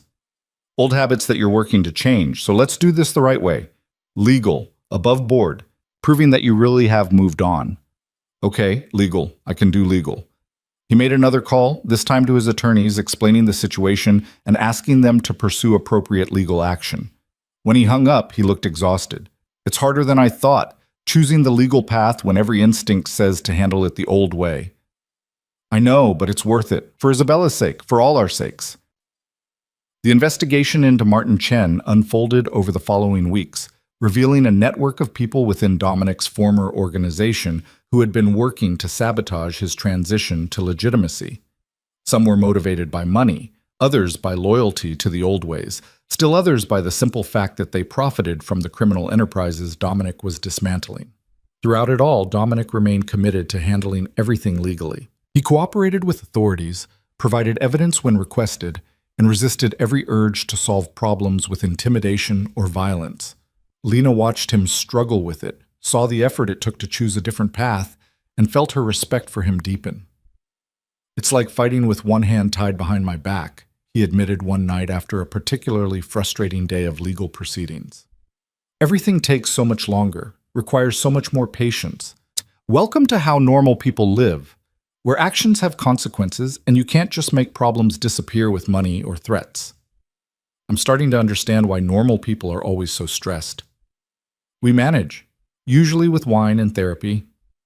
I should look into both of those. Isabella chose that moment to wake from her nap, her cries echoing through the nursery monitor. Dominic was on his feet immediately, heading to get her before Lena could move. I've got her. You rest. Lena watched him go, then settled back against the couch cushions, marveling at how much had changed in just a few months. The man who'd once controlled her every move was now letting legal processes dictate his actions. The crime boss who'd ruled through fear was now getting up in the middle of the night to soothe the crying baby. People could change. She was watching it happen in real time. 2 months after Isabella's birth, the legal situation finally resolved. Martin Chen was disbarred and facing criminal charges for fraud and conspiracy. The people within Dominic's organization who'd been working against him were either in custody or had fled, their influence neutralized. And Dominic's business empire was fully legitimate, every enterprise operating above board and paying taxes like any normal corporation. It's done, Dominic announced, coming home from a final meeting with his attorneys. Everything's clean, legal, boring even. Boring is good. Boring is safe. Boring is also surprisingly profitable. Who knew legitimate business could actually work? Literally everyone who isn't a criminal. Fair point. He crossed to where Lena sat with Isabella, dropping a kiss on his daughter's head before settling beside them. I have something for you, a proposal. If this is about marriage again, it's not about marriage. Not exactly. He pulled out a folder, handing it to her. It's about partnership. Real partnership. Lena opened the folder and found herself looking at legal documents. A new agreement, far more comprehensive than the one they'd originally signed. But as she read through it, she realized it wasn't about control or boundaries. It was about building something together. The documents established a joint trust for Isabella, with both parents having equal say in major decisions. They outlined shared custody that wasn't really custody because they were living together, but provided protection if circumstances changed. They detailed financial arrangements that gave Lena real independence while acknowledging their shared responsibility for Isabella. But the most surprising element was a business proposal. Dominic was offering her a partnership in a new venture, a foundation dedicated to helping women in situations like the one she'd been in when they met. Women trapped by poverty, by abusive relationships, by circumstances they couldn't control. The foundation would provide housing, job training, legal assistance, everything needed to build a new life. "You want me to run a foundation?" Lena asked, looking up from the documents. "I want us to run it together. You bring the lived experience, the empathy, the understanding of what these women need. I bring the resources, the connections, the ability to navigate bureaucracy and funding. Together, we could actually make a difference." "This is a lot of money, Dominic, millions of dollars." "I have millions of dollars, and for the first time in my life, I want to use them for something that actually matters, something that creates good in the world instead of just accumulating power." Lena felt tears threatening. This wasn't just a business proposal. This was Dominic acknowledging her value beyond being the mother of his child, offering her purpose and partnership and the chance to help others. "I don't know what to say." "Say you'll think about it. We don't have to decide today or tomorrow or even next month. Take your time. Read through everything. Talk to Rebecca if you want. Just consider it." "I will. I'll definitely think about it." Isabella gurgled between them, grabbing at her father's finger with surprising strength. Dominic lifted her up, holding her against his shoulder, and Lena was struck by how natural it looked. This dangerous man who'd once ruled through fear, now reduced to happy servitude by a 3-month-old baby. "She's getting so big," Lena observed, "already outgrowing her newborn clothes. Growing too fast. I want her to stay small and perfect forever." That's not how children work. I'm learning that, along with approximately 7,000 other things I didn't know about being a parent. He settled Isabella in her bouncer, watching her kick her legs with clear delight. "I never thought I could have this. A family. A real family. Not just an organization bound by fear and mutual benefit." "Is it what you expected?" "It's better and harder and more terrifying than anything I could have imagined, but I wouldn't change it for anything." He turned to face Lena fully, "Including you, especially you. You've made me better, Lena, challenged me to be more than I was. I know I wasn't ready for that when we first met. But I'm ready now." "Ready for what?" "Ready to ask you properly." Dominic reached into his pocket and pulled out a small box. "I'm not doing this the traditional way because nothing about us has been traditional. But Lena Carter, mother of my child, my partner in rebuilding my life, the woman who saw through all my defenses and demanded I be better, will you marry me?" Lena stared at the ring box, her mind racing. Marriage. The ultimate commitment, the thing she'd been avoiding even as they built a life together. Part of her wanted to say no, to maintain the independence she'd fought so hard to reclaim. But another part, the part that had watched Dominic transform himself, that had seen him choose legal processes over violence, that recognized the genuine love in everything he did for their daughter, that part wanted to say yes. "I need time," she said finally. "This is huge, Dominic. It's not something I can decide in a moment." "I know. Take all the time you need. The ring will be here whenever you're ready to answer." He set the box on the table between them. "I'm not going anywhere, and I'm not pressuring you. I just wanted you to know that when you're ready, I am too." The ring box sat on Lena's nightstand for 3 weeks, a constant reminder of the question she hadn't answered.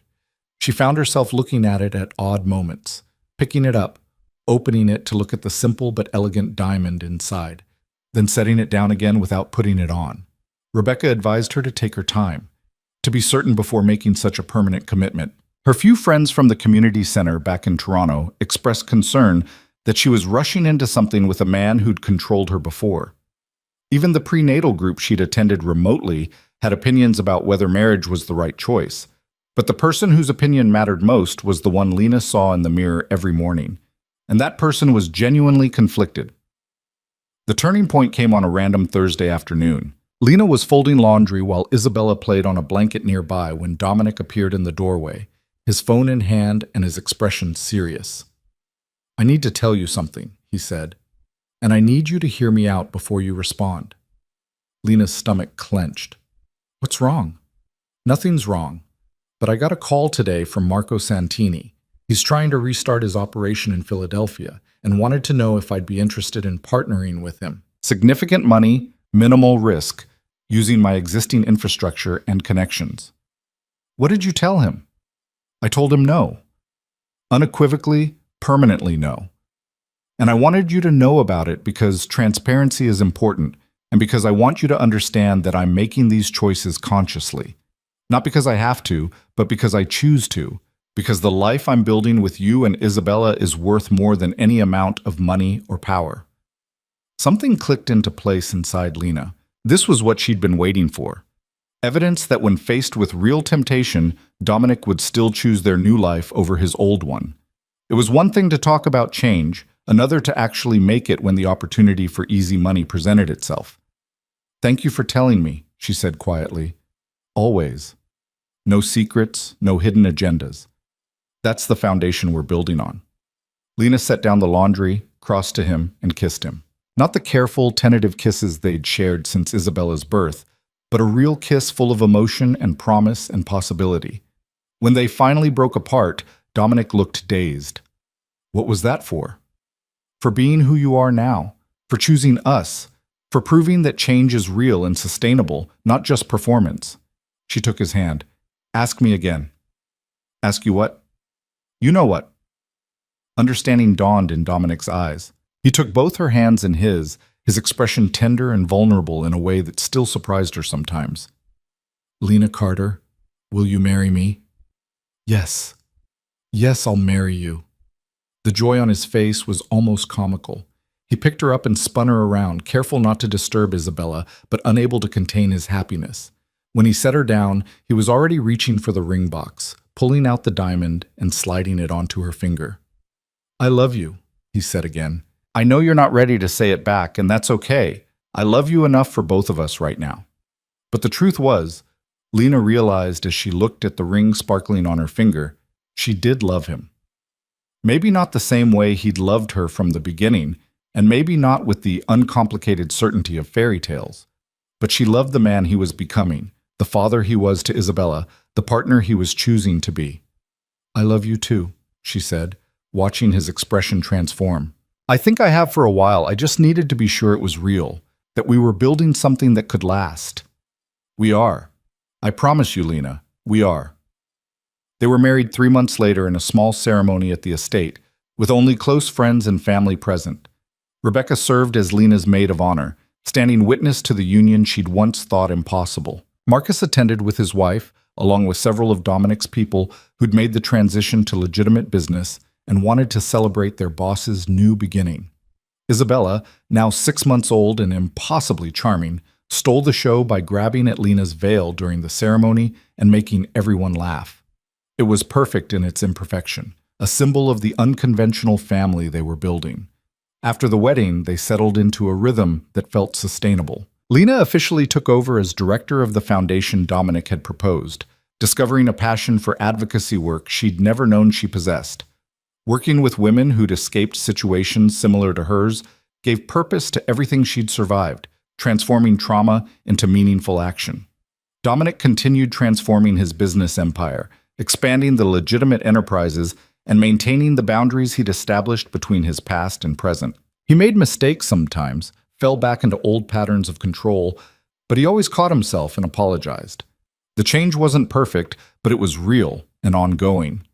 Isabella grew from baby to toddler, developing a personality that was equal parts her mother's determination and her father's intensity. She was fearless and curious and utterly loved by parents who'd traveled an impossible road to build the family she deserved. 1 year after the wedding, Lena found herself standing at a fundraising gala for the foundation, watching Dominic work the room with natural charm that was now dedicated to helping others rather than building criminal empire. He caught her eye across the room and smiled, a private moment of connection that acknowledged everything they'd overcome to reach this point. Penny for your thoughts? Rebecca appeared beside her with champagne.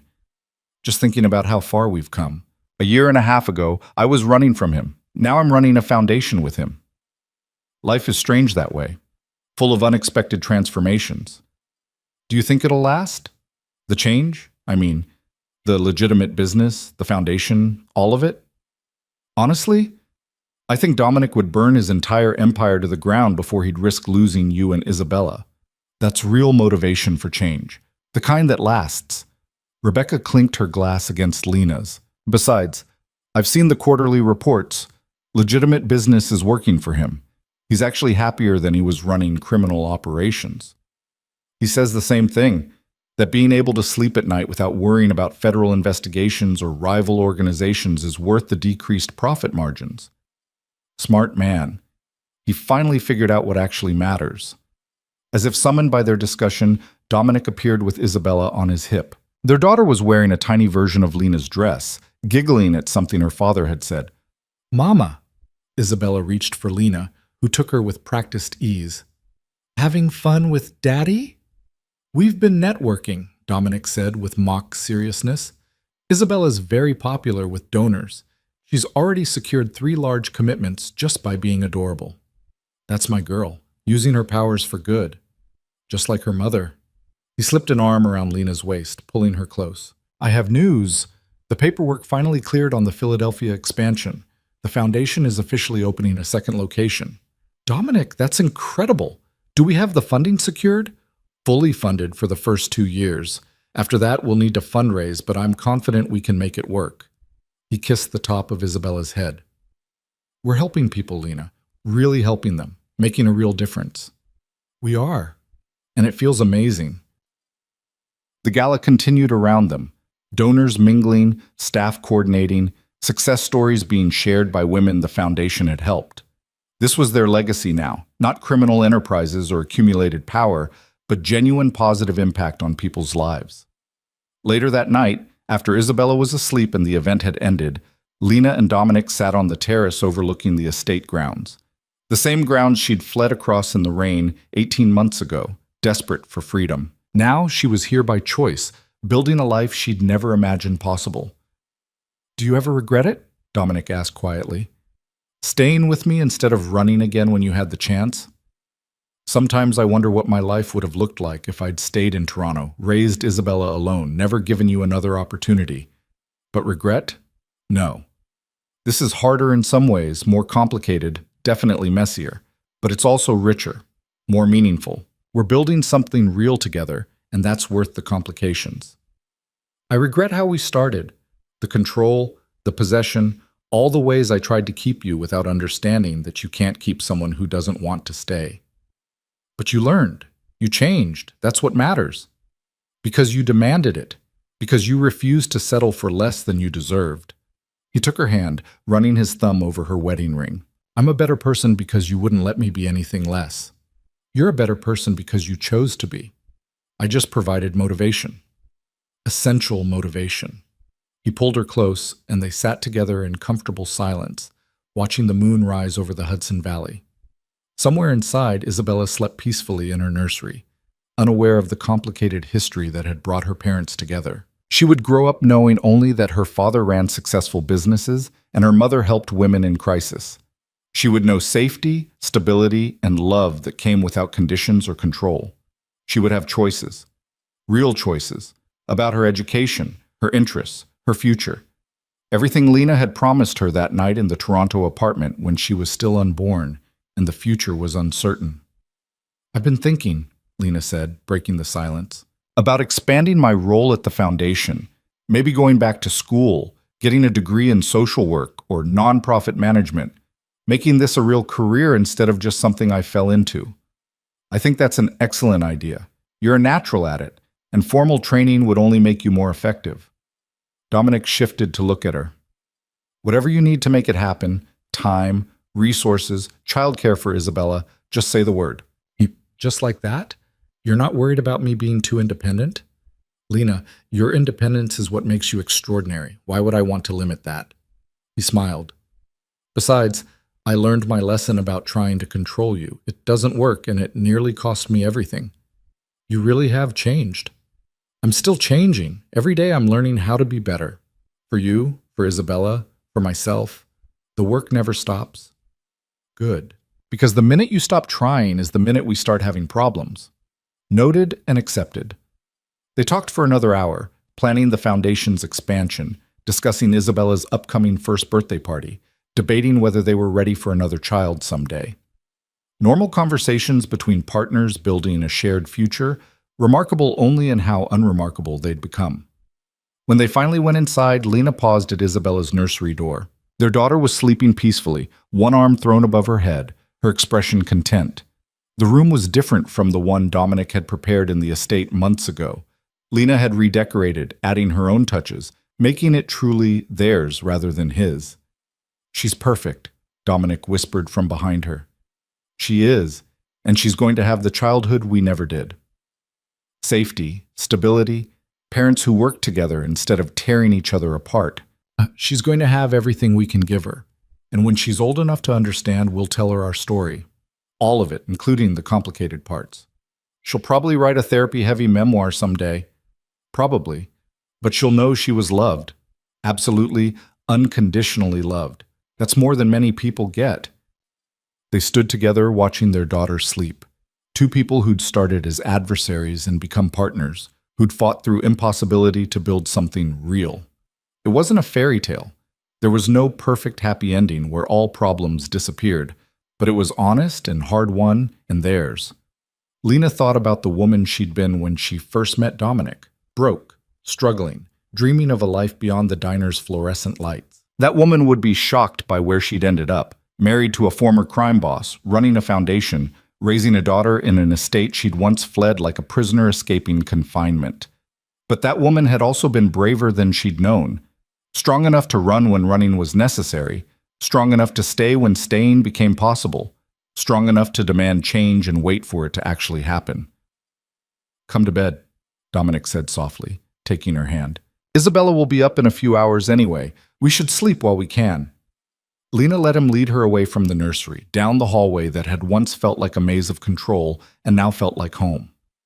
They'd built this together, not just the house or the foundation or the legitimate business empire, but the trust that made it all possible. Tomorrow would bring new challenges. The foundation would need attention, Isabella would need care, the business would require decisions and problem solving. But they would face it together, partners in every sense of the word, building a future neither of them could have imagined when they first met in that rundown diner. The rain had been falling that night too, Lena remembered. Different rain, different city, different versions of themselves, but the same two people underneath finding their way toward each other through all the complicated circumstances that should have kept them apart. Sometimes the most unlikely paths led to the most meaningful destinations. Sometimes prison became home. Control transformed into partnership. And running away was just the first step toward running toward something better. Lena looked at her sleeping daughter one more time before closing the nursery door. Isabella Grace Varese Carter, product of impossible circumstances and unexpected love, sleeping peacefully in a home built on transformation and hope. This was their story. Messy, complicated, imperfect, and utterly real. And it was enough. It was more than enough. It was everything.